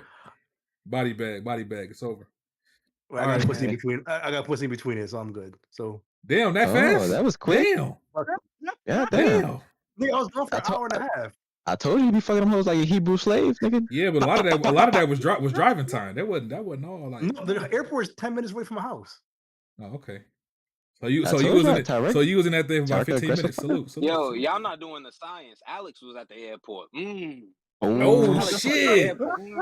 Oh shit. Yo, you sick. Yo. Hey, ain't nothing wrong with an alternative lifestyle. Salute to you and Alex. Alex and Taarec, that's nasty word. Wow. Hey man, we out of here though. Salute, man. Peace out. Salute. Peace. Yeah.